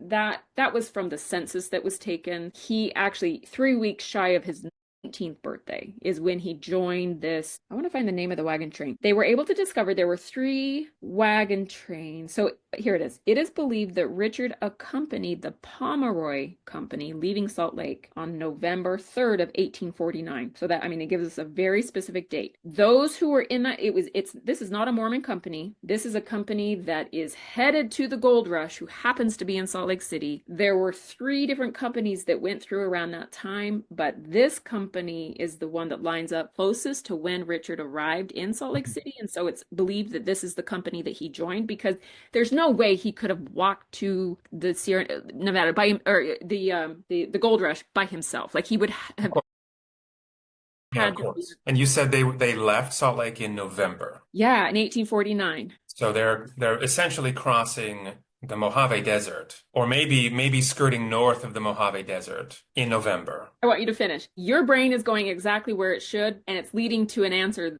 something that I haven't even brought up yet. So those that are familiar probably have heard of the Donner Party. Yeah. They've probably heard of, the people going to California. A lot of these routes, some had been traveled before, some had not. The time of year was very important. Case in point, what we talked about 2 times ago with the Eccles family and the Willie and Martin Handcart Company. The time of year was very, very important. So because of these details, they can kind of put together the experience, but we don't actually know specifically to Richard, but we know from what other people have said. Because it was November, it is assumed, and I think it's very reasonable, that there is no way that they would have traveled the same way as the Donner Party, because that was already known. Yeah. And actually, and I'll read the part, because he does say something about that. Due to winter's imminence and the fate of the Donner Party 3 years earlier, travelers at this time of year opted late in the year not to attempt the more direct route to the gold fields through the northern Sierra Nevada range. Instead, heading south on the California Trail is what it was called. And interestingly enough, one of the main camping places that pretty much everybody camped at when they took the California Trail, which meant that they ended up entering California more south, more near where modern day Los Angeles is, and then they would have to go north. The north, yeah. But when the California Trail going south from Salt Lake City, before they would head, into Nevada and then California, one of the main camping areas was a meadow that would later be called Mountain Meadows. Interesting, huh? And nothing is ever said about Richard's experience camping there with this company, but it is reasonable to assume that the company did camp there because so many companies did. Richard later settled in that area. So again, this is just modern day thinkers putting the pieces together, but it's a reasonable conclusion that later when he ended up moving there, and I'll tell you about why he did, he had already been there. He Yeah. had camped at those meadows probably. He had been in that area. And apparently, I mean, it was rough area, but apparently those meadows, it was just beautiful, Yeah. and there was a creek nearby. I mean, it's a meadow, it's Mhm. and the Mhm. cattle would graze there. And it's so sad because those meadows, as they existed back then, don't exist anymore. They were never the same after the massacre, obviously. Like Sure. nobody Yeah. wanted to camp there. Like Yeah. everybody skipped that area Yeah. because Hmm. it was a desecrated place after Right. that. So, but he would have stayed there when it was still. Anyway, so he goes to California. He's there for 3 years. Not a lot of detail other than he's listed as having paid his tithing every single time, and he's listed on several censuses in different areas. And so he's trackable, right? Like he Yeah. was there kind of a thing Yeah. for the 3 years. So I'm gonna skip ahead to he talks about how there was a cholera outbreak. No evidence as to whether or not Richard caught it, but if he did, he survived, right? Yeah. So let me find blah blah blah. I'm gonna comment on a couple. So Mark Twain, I'm going to read a passage from Mark Twain's book, Roughing It, because he Mhm. talks about the gold rush. And he says, this is Mark Twain. It was the only population of the kind that the world has ever seen. Stalwart, muscular, dauntless young braves, brimful of push and energy. No women, no children, no gray and stooping veterans. None but erect, bright-eyed, quick-moving, strong-handed young giants. Strangest population, the finest population, the most gallant hosts that ever, yes, the most gallant host that ever trooped down the startled solitude of an unpeopled land. It wasn't unpeopled, by the way. Yeah. They fairly reveled in gold, whiskey, fights, and fandangos. They cooked their own bacon and beans, sewed on their own buttons, washed their own shirts, blue woolen ones, is what he says. It was a wild, free, disorderly, grotesque society. Men, only swarming hosts of stalwart men. Nothing juvenile, nothing feminine, visible anywhere. That's Twain. That's Twain. He is such a master.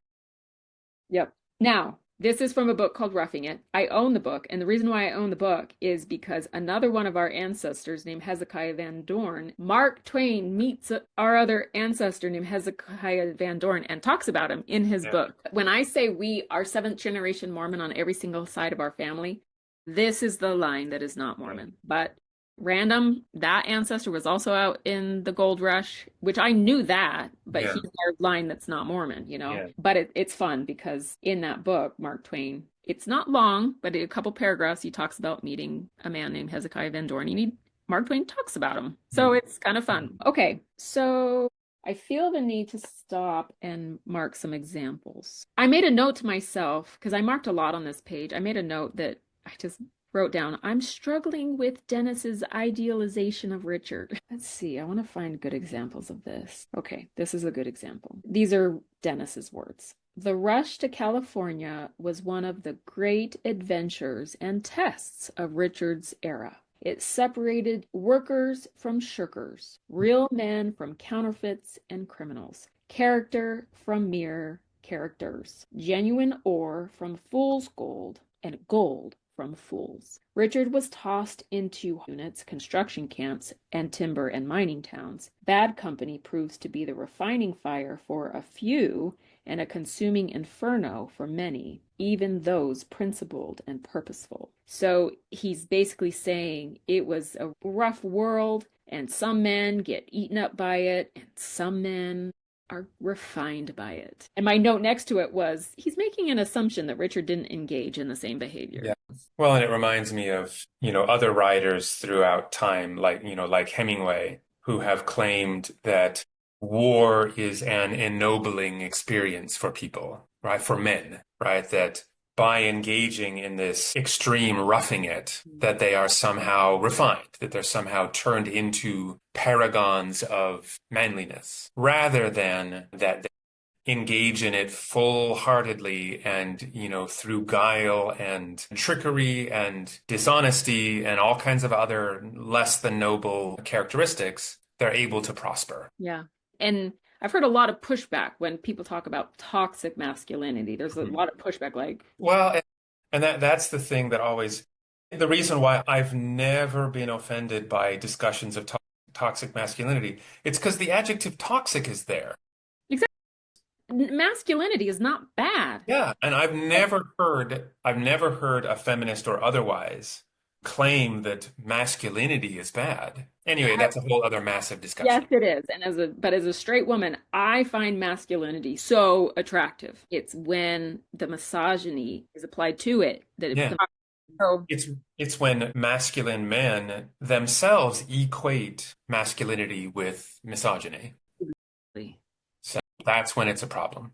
Yep, exactly. And this is another example of just, dear cousin Dennis, who I have a lot of fondness for. Yeah, that Yeah. description was fairly hagiographic, just for the whole era. Yes, yes. And then he also says this, and anyway, these are, give me a second. I might not be correct. I think actually this is an extension of Mark Twain. He says, even the sinewy overlanders toughened, and Dennis puts, like the Robinsons in parentheses, toughened by months on trails, were astonished by the truth of California. After a few days in the diggings, one newcomer wrote home. The lay of the land, the incredible difficulties and hardships attending the operations of mining are no more understood in the United States than the hieroglyphs of the pyramids. The digging and washing processes are the hardest kind of work a human being ever performed. And I put a note next to it that says,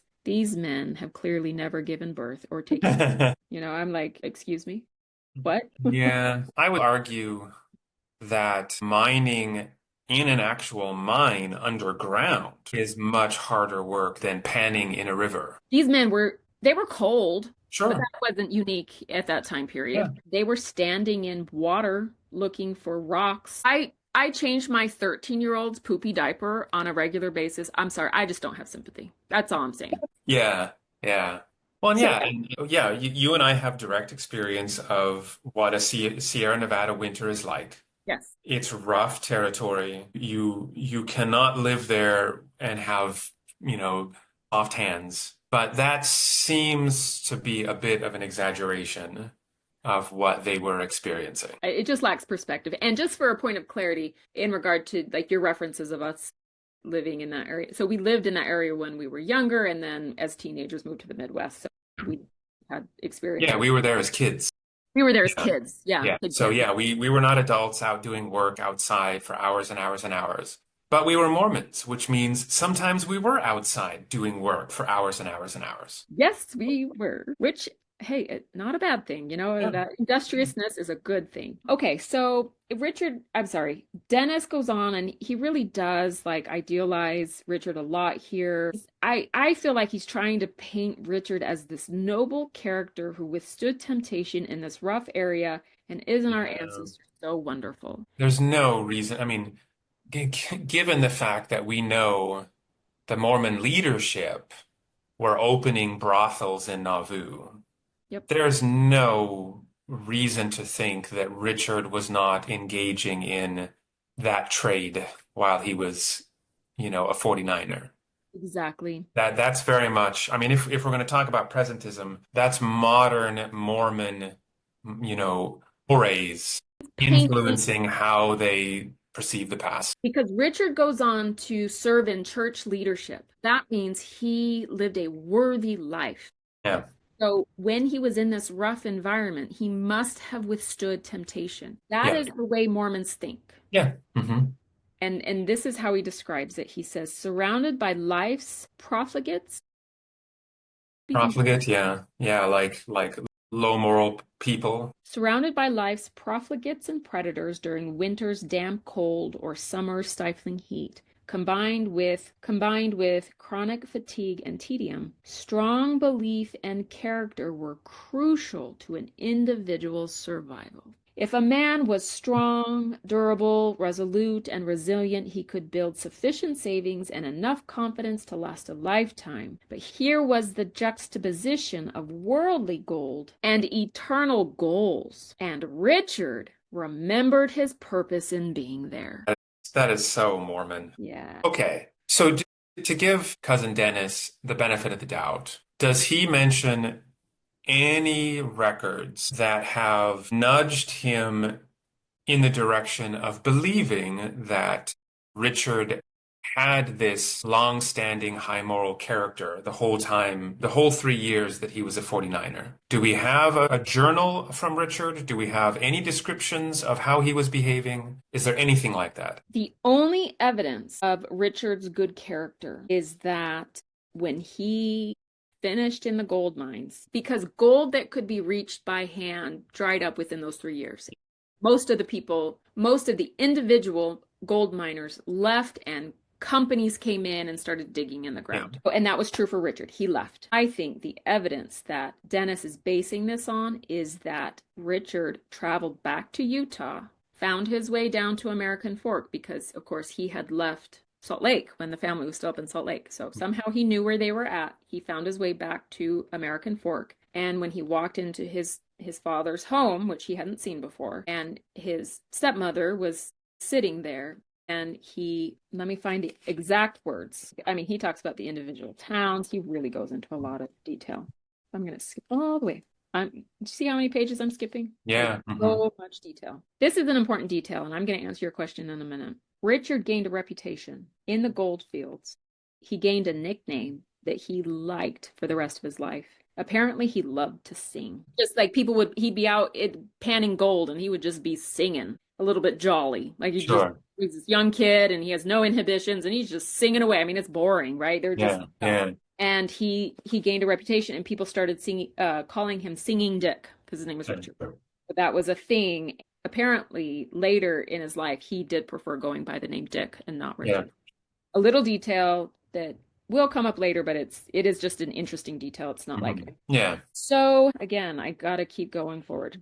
So yeah, it just talks about when the gold rush ended and Richard left pretty much with the rush of people that left because they couldn't find any gold anymore. If you ever want to read a novel about the gold rush, I can direct you to a good place. And he has maps in here about where they think that he was. And anyway, this was very thorough. He did a really good job. Yeah.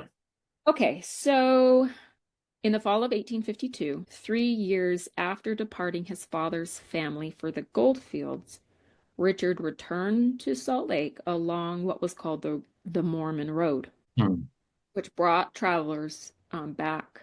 It's the northern route to Salt Lake City, and then he turned south toward American Fork. And this is the answer to your question. Beneath his clothing in a leather vest or belt strapped around his torso, he carried his accumulation of nuggets and gold dust. It is said Richard placed the lot in his stepmother's lap to use for the family as she saw fit. It is further presumed, that this gift was proof of pure and simple empathy carried forward from his trials of assumed surrogate, quote, motherhood, a rich and golden gesture of sincere appreciation for a role at which he temporarily apprenticed and for the good woman who now performed it. So that's kind of the reputation that was carried forward with Richard, that what a sacrifice he made as a teenage boy to care for all of his younger brothers and sisters. Now, of course, I'm reading this from a woman's perspective, and my first thought is that level of admiration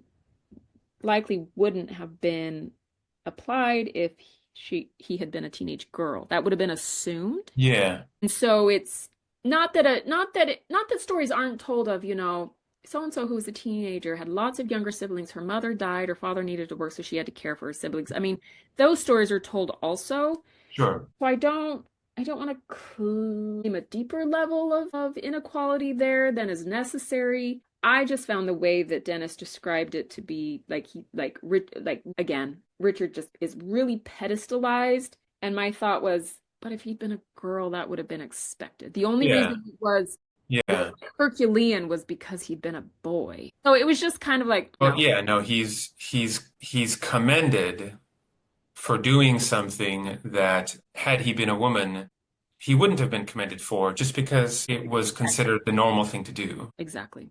Yeah.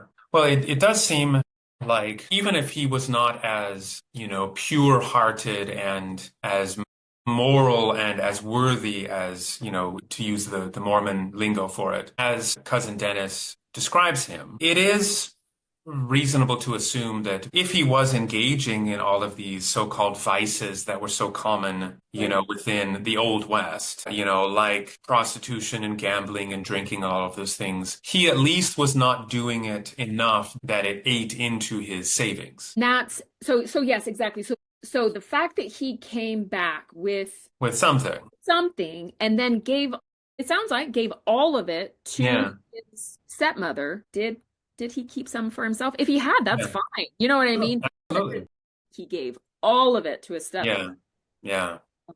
Yeah, That seems, again, we have very modern notions of earning money and saving money and who you should, share your money with. And I know in the past, finances were considered a much more family affair, but it does seem to be a moment of heroizing to say that he gave her everything. right. Okay. Even if he didn't give her everything, it still is quite a commendable thing for him to do. Agree.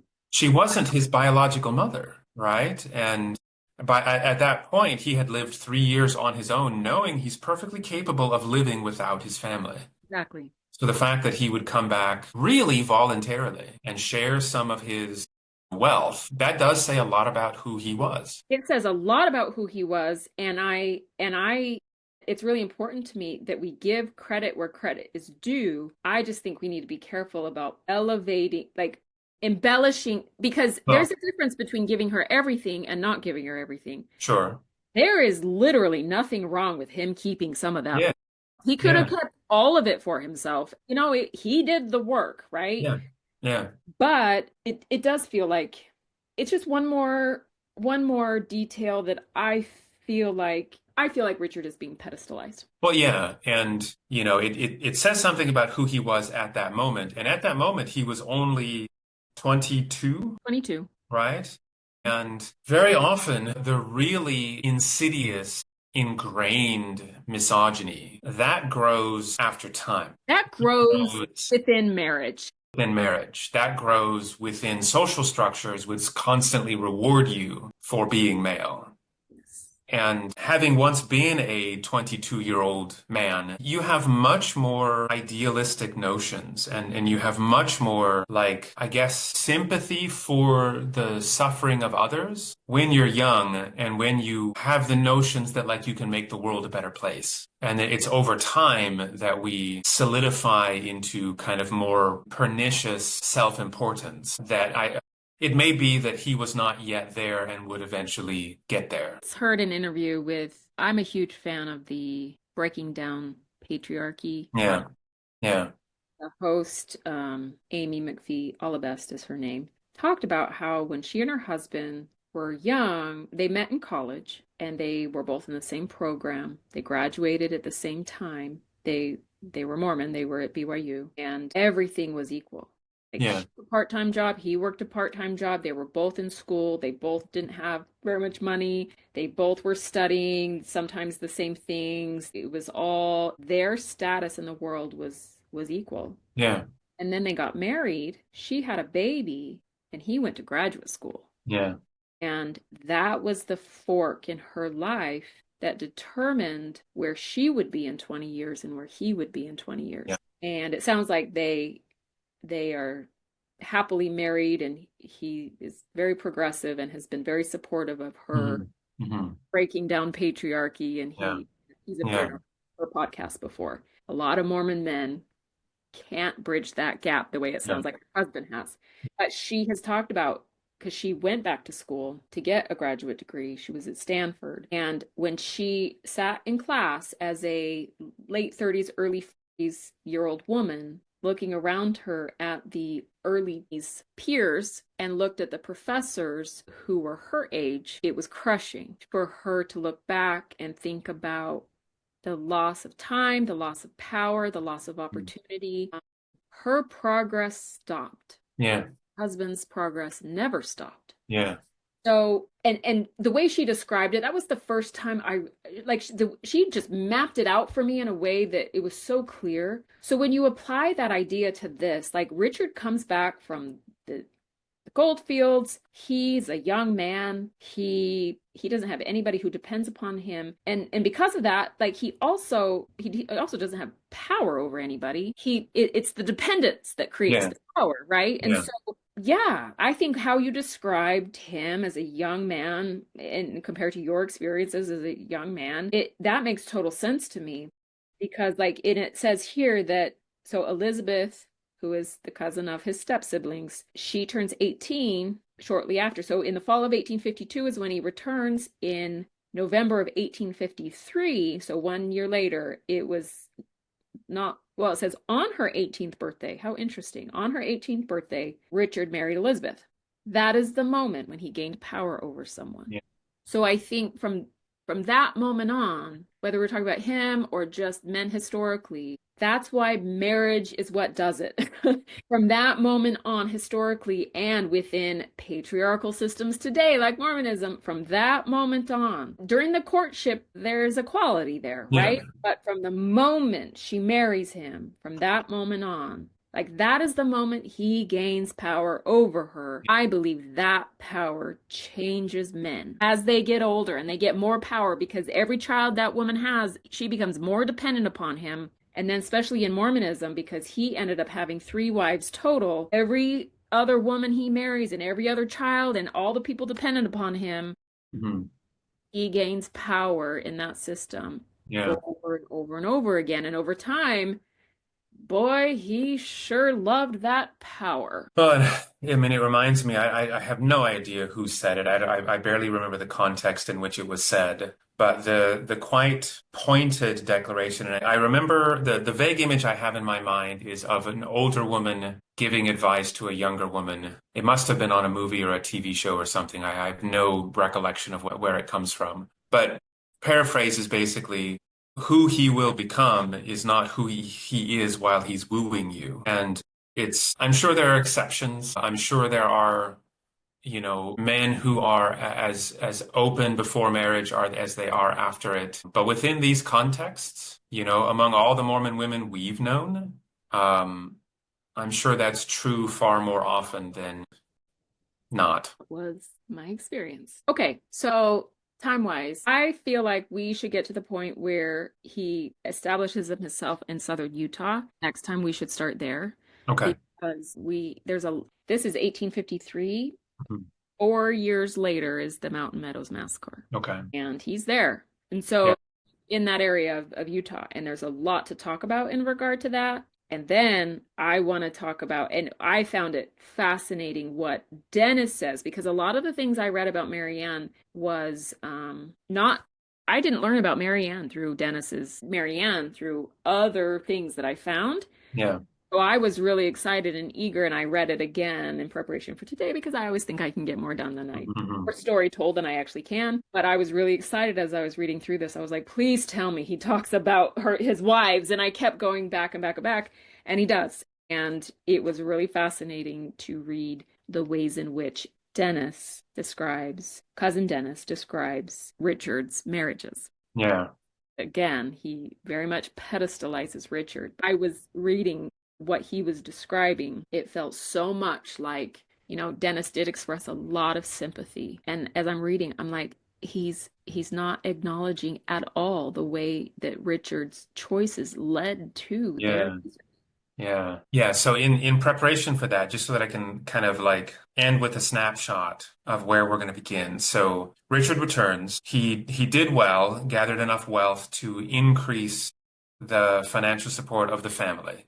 Okay. A year later, he marries Elizabeth, who is just to be clear in my mind, Elizabeth is the daughter of the sister of uh, his father's, oh, okay, so yeah, connect that dot. The You're, daughter of the sister of who? you are so close. So Elizabeth is the daughter of the sister of his stepmother's first husband. The So let me daughter say of it the another. sister of his stepmother's first husband. So let That me use sounds like names. a joke. I know. Let me use names. Elizabeth's mother is Anne Wooten.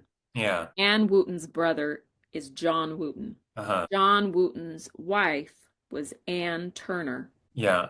who became Anne Wooten when she married. Wooten. And Yeah. John died. And And then later became Anne Robinson. yep, Okay. So obviously the Elizabeth then is in the family only by law. There's no other connection. they're not related if They're that's not the related in any way. So that would have nobody would have batted an eye about the no. two of them getting married, even though they grew up in the same household. Yes, but I mean, you are right. They did for a time because Richard was 14, she was like 9, and for 3 years they were in Burlington. So for those 3 years, from like him 14 to 17 and her 9 to 12, they were in the same house. He Yeah. had other sisters that were older Right. than Elizabeth. Right. There were younger sisters. There Yeah. were lots of brothers. There were new stepbrothers, and then his stepmom is giving birth to babies. Yeah. A Yeah. lot of kids, and it was Mhm. just yes, for those 3 years they were in the same house. Yeah. But during her like really pivotal teenage years when she became a woman, he was not Mhm. around. He was not around. Yeah. So he comes back, she's a woman at this. Yeah. Yeah. So I can easily imagine him returning with a literal bag of gold. Yeah. The reconnecting, him being around again, him being in his physical prime, Yeah. right? And she And I can very um, easily see, young love yes. developing. So Yes. Do you feel like that's how that happened? I do not think at all there was love between Richard and Marianne. I feel very much like that was yeah. I still So view that in a predatory way. right, right. So to really, snapshot our starting point for next time, they get married. Yes. Okay. And I assume that they move to a new house. So let me tell you how they ended up in southern Utah, and the next time we will start fresh in southern Utah. Okay. And this is fascinating to me because to me, this speaks to Edward being Brigham Young's friend. So in October of 1853, so this is about a month before Richard and Elizabeth get married. In October of 1853, despite the fact that Edward and his family had been living in American Fork for those years and they had really established themselves there, you had a home and land and like building a life for their family there, been there just a couple years. George A. Smith, who was one of the apostles, extended a calling. And in Mormonism, when you get a calling, you do not say no. That's right. It's an edict. George A. Smith, one of the apostles, extended a calling to Edward and told him, you need to learn the Indian language, as though there was only one, the Indian language, and go south to southern Utah to serve an Indian mission. Okay. And then it says, very casually, by the way, but Edward felt he had traveled quite enough for one life and desired to Hmm. spend his last years at home in American Fork. Hmm. Richard Wow. volunteered. Edward refused. Yeah. Yeah.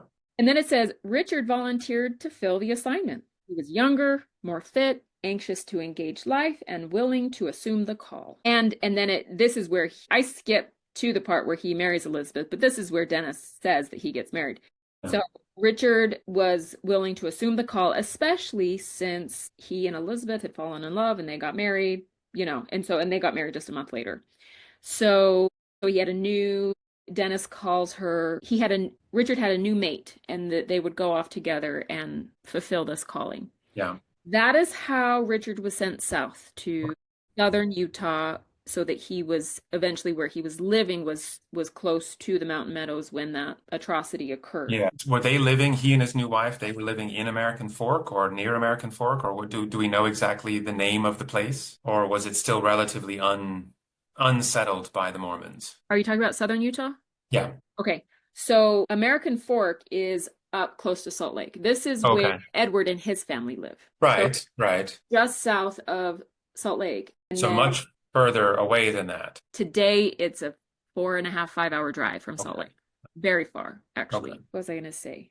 Richard accepts the call on his father's behalf in October of 1853. A month later, he marries Elizabeth. Yeah. And so they get married knowing they are leaving. Yeah. And Elizabeth is like, yes, I will go. And she goes with him to.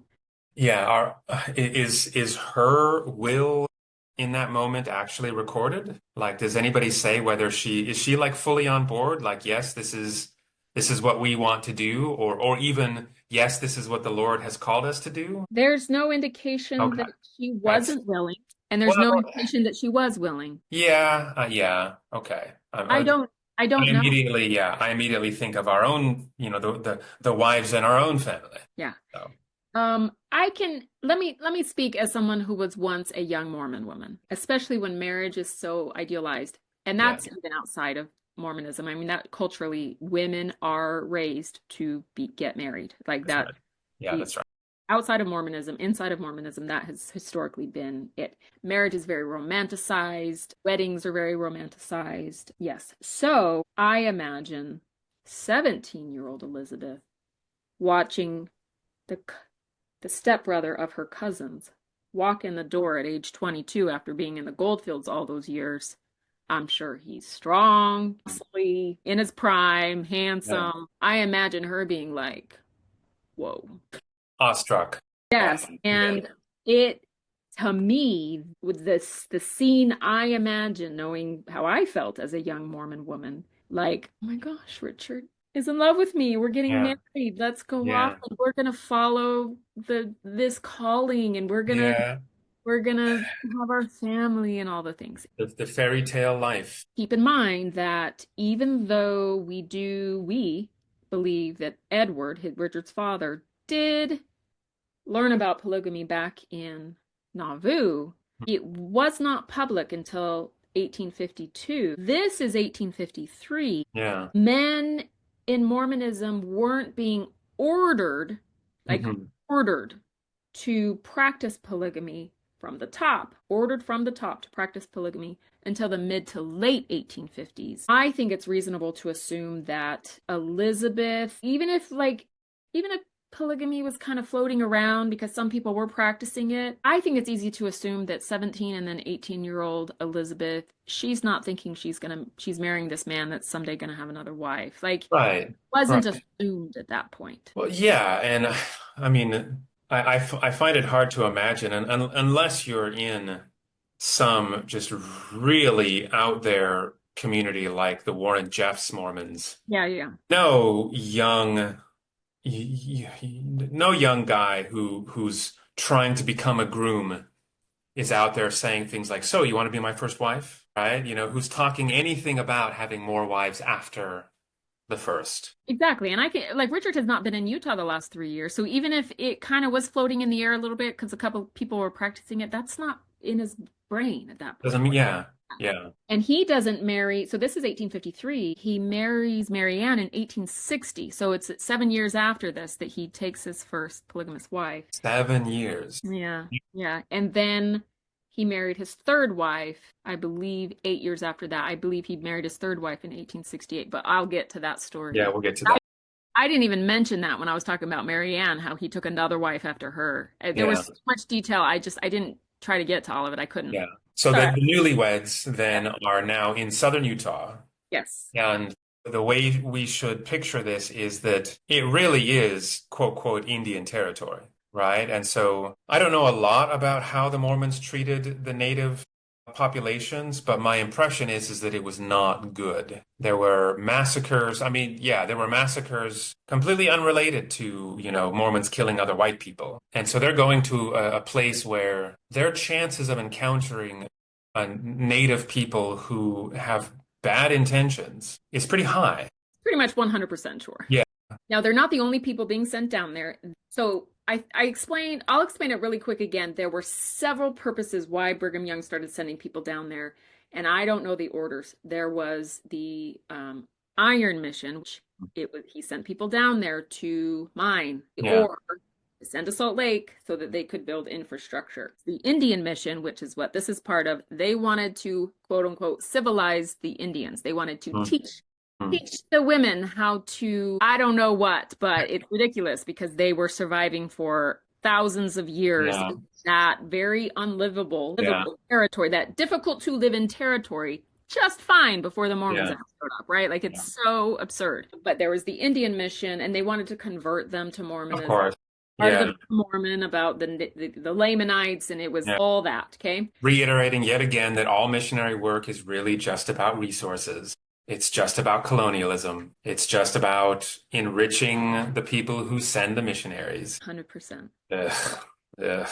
So there was that reason. And then 10, not 10, 4 or 5 years later, when the Eccles are being sent down Yeah. there, that's for the cotton mission because they realized some people, some saints, some Mormons that had been converted from the South who had grown cotton in the South, tried growing Mm. it in southern Utah, and it worked. And it was like, oh, Wow. here's another crop. And it was the cotton mission. They sent them down there to plant cotton and send those resources back to Salt Lake City. So there were several reasons why Brigham Young ultimately sent people down there. He was specifically asked to become an Indian missionary. That's why he was being sent down there. He was supposed to learn the Yeah. Indian language, Yeah. but that's what they called it. So yeah, so Richard and Elizabeth are young newlyweds in a small community of Mormons. It could have been a few hundred. Yes, because the Um, Iron Mission already existed, but it had not been there very long. And so yeah, it was still very new. yeah.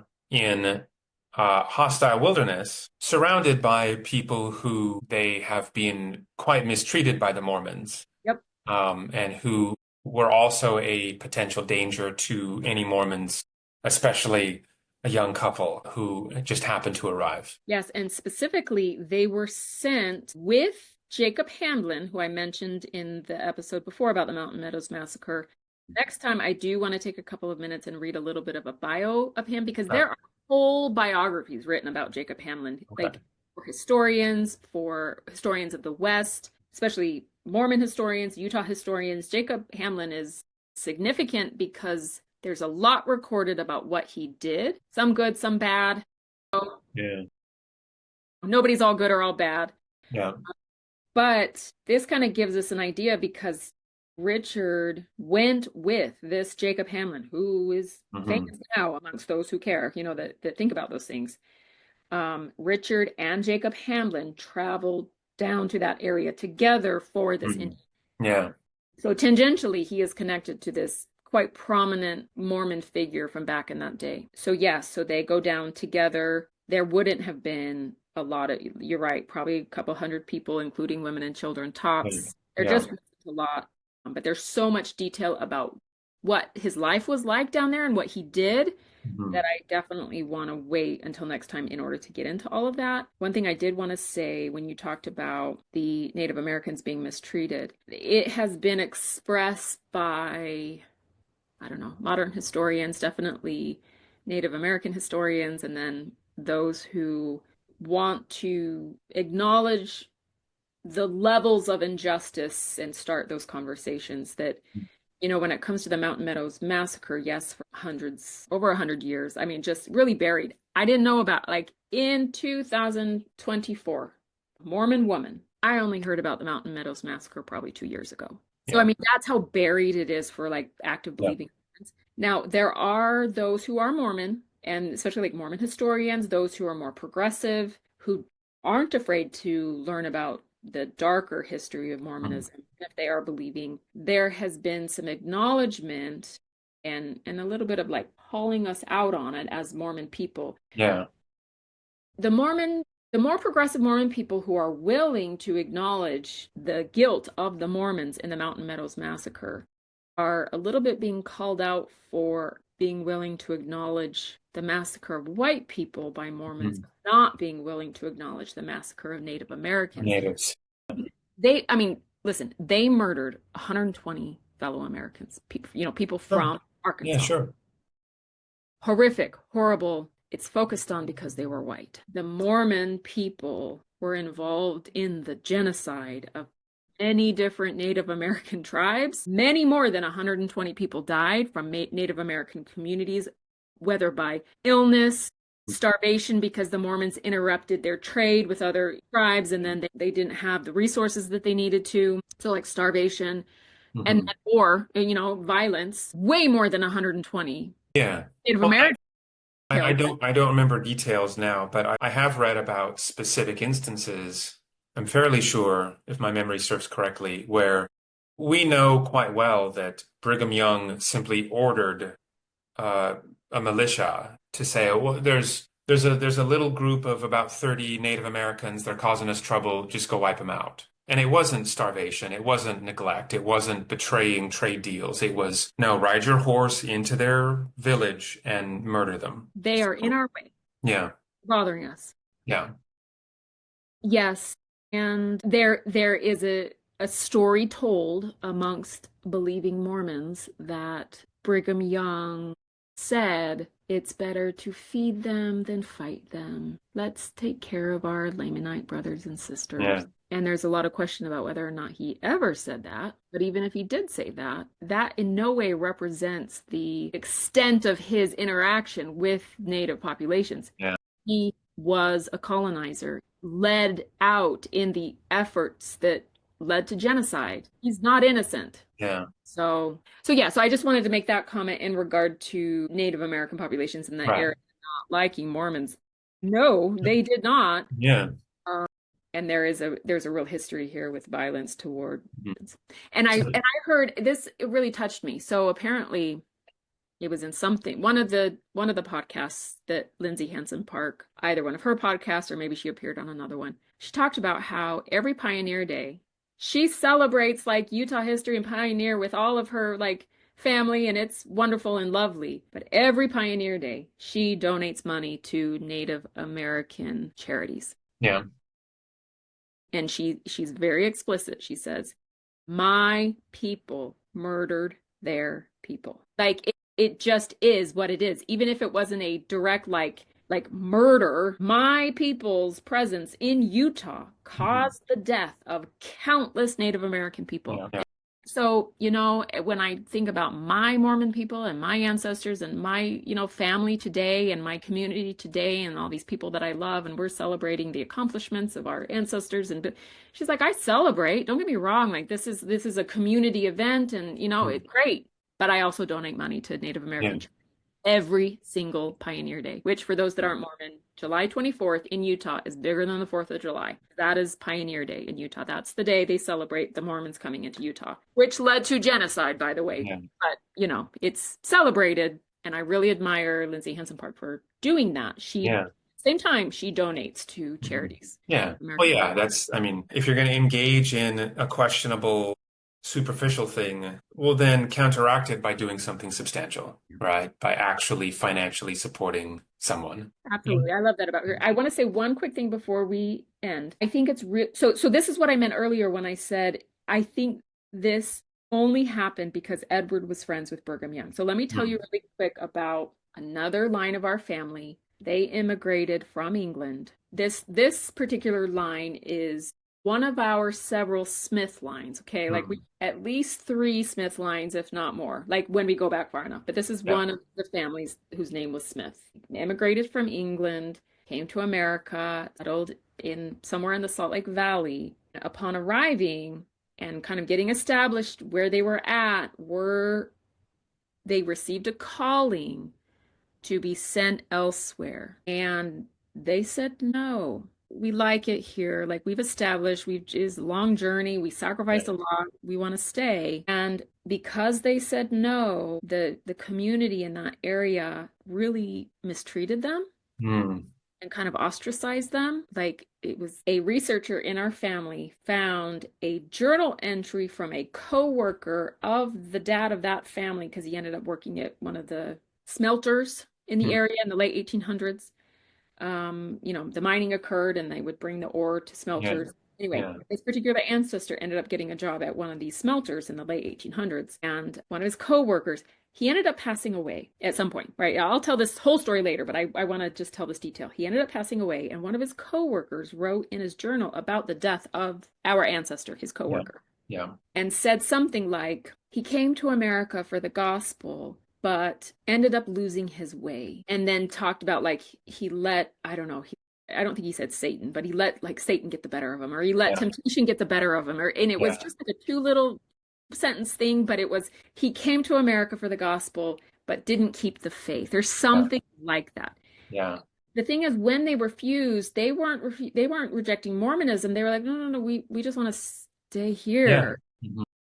The way the community treated them was so poor that it really changed their minds about Mormonism. Yeah.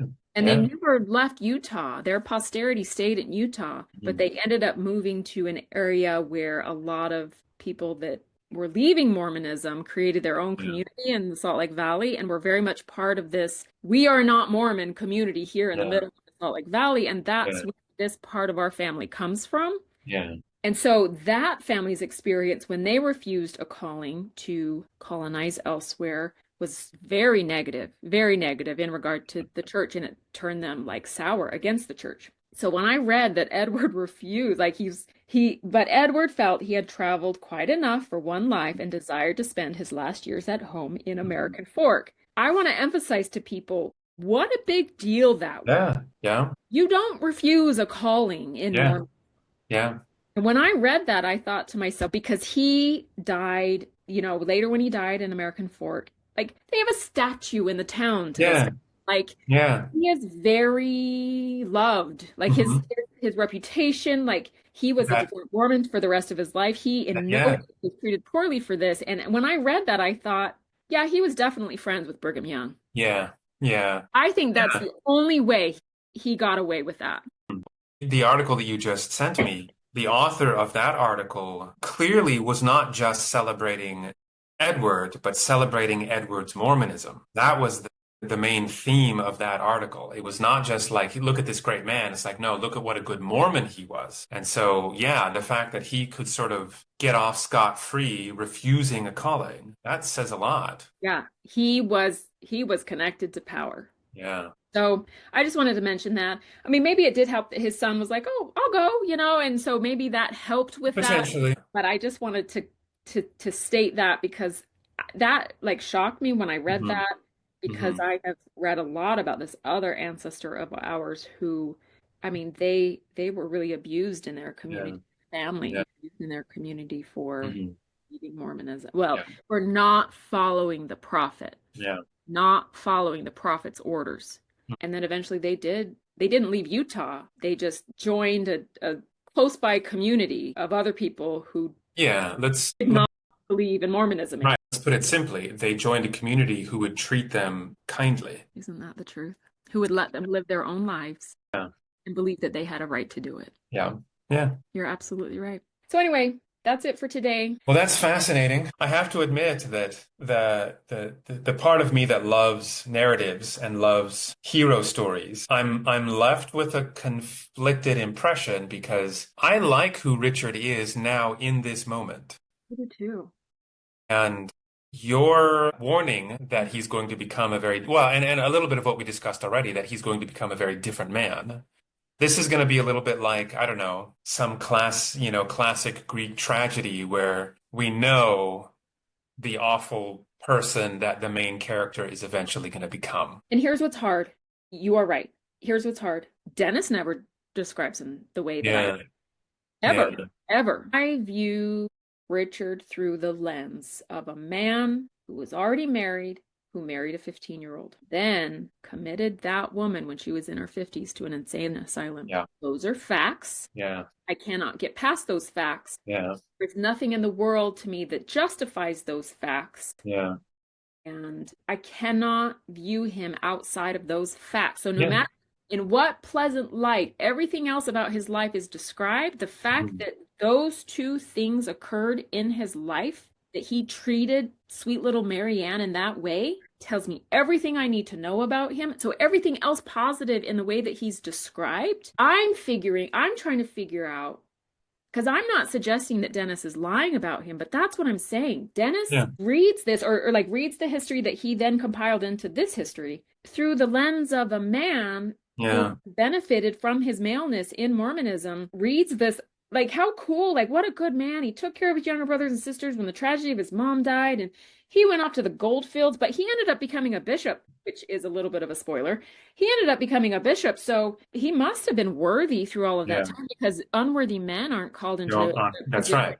Yep. Yeah, the amount of begging the question that goes on here, of assuming as a given the very qu things that are in question. It sounds like there's going to be a lot of that going on. And I do admit my positivity, like my positive feelings about the way that Dennis was describing things up to a certain point, like at a certain point started to turn for me. I was Yeah, like, yeah, you're describing him this way, but I know what he did. That character of a man must have been developing as you're describing him in this positive hmm way. So I'm hmm trying to dig underneath, trying to figure it out, trying to like psychoanalyze, even though I am yeah, not a psychologist. There's a lot of questions, and I don't really even have specific conclusions about Richard. It is very complex, but I'm with you. Like, up to this point, like, cool. He went because I don't think it's he's like if he did engage in like the vices, I don't well, yeah, care. who knows? Who I knows? don't, but And that's just, honestly, who I, cares? when it comes to his character, I don't think that means he had a bad character. I Yeah, think he's just a human being.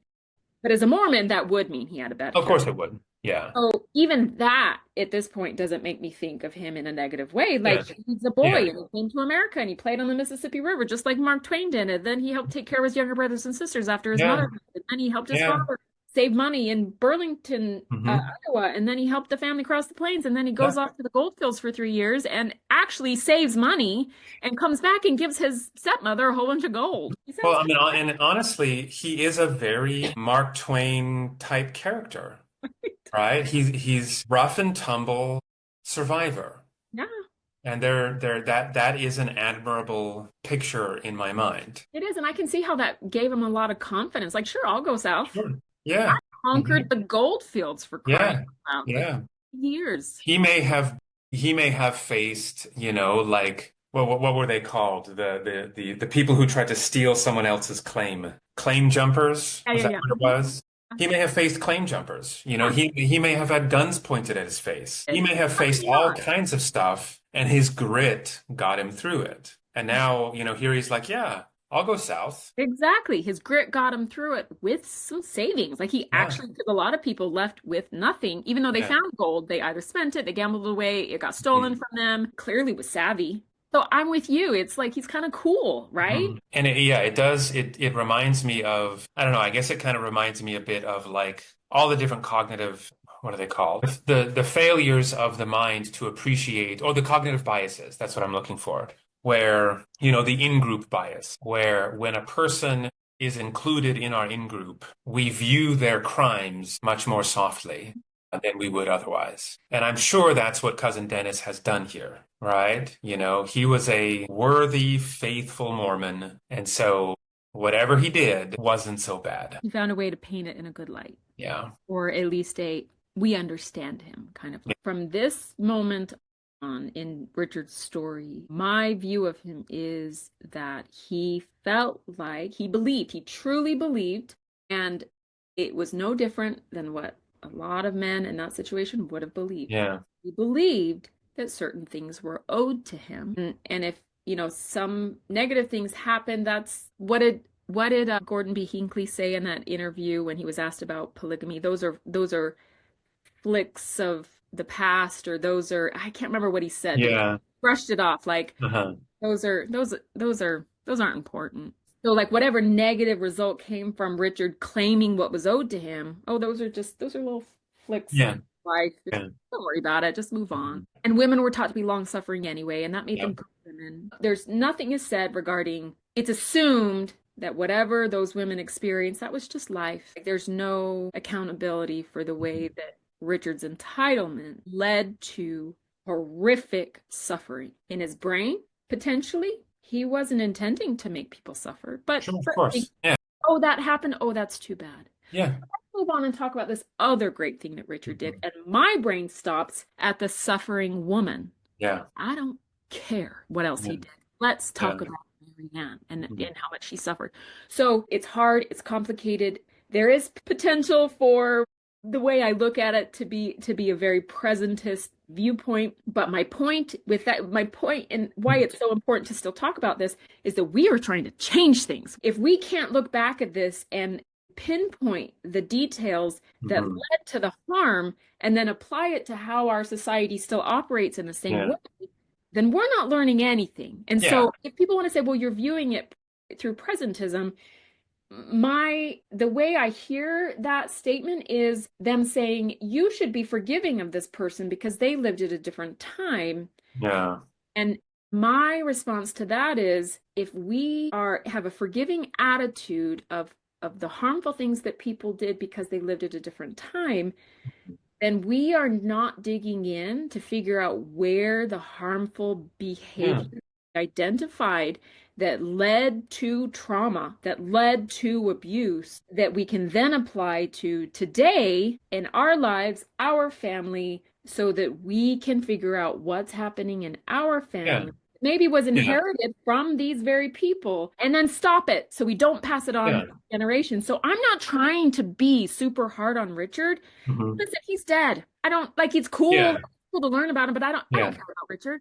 Yeah. I care about my son. Yeah. I care about my daughter. Well, and I care about my nieces and nephews. yeah, resistance to having these kinds of discussions are essentially just a vilification of you or anyone who attempts to do it, a vilification for attempting to learn from the past. And how in the world is that possibly justifiable? Exactly. I mean, essentially what it is what you're saying is making me uncomfortable, so stop saying it. But I want to be a descendant of me. Yeah.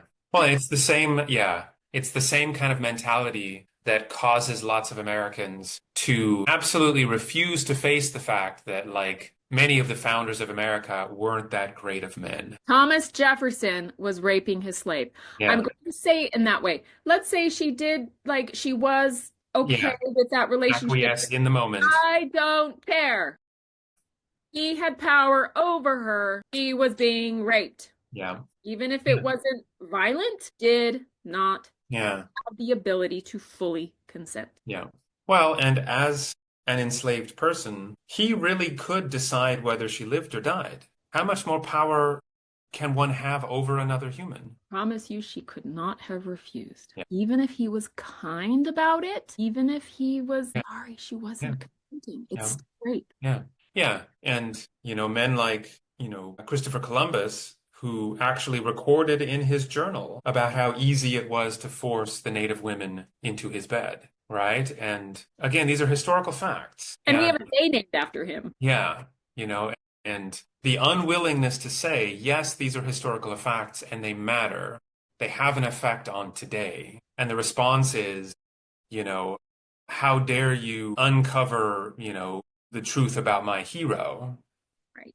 It's like, again, begging the question, he shouldn't be your hero in the first place. So, anyway. I don't care about Richard. I care Yeah. about you. Yeah. I love learning these stories, but he's Yeah. dead.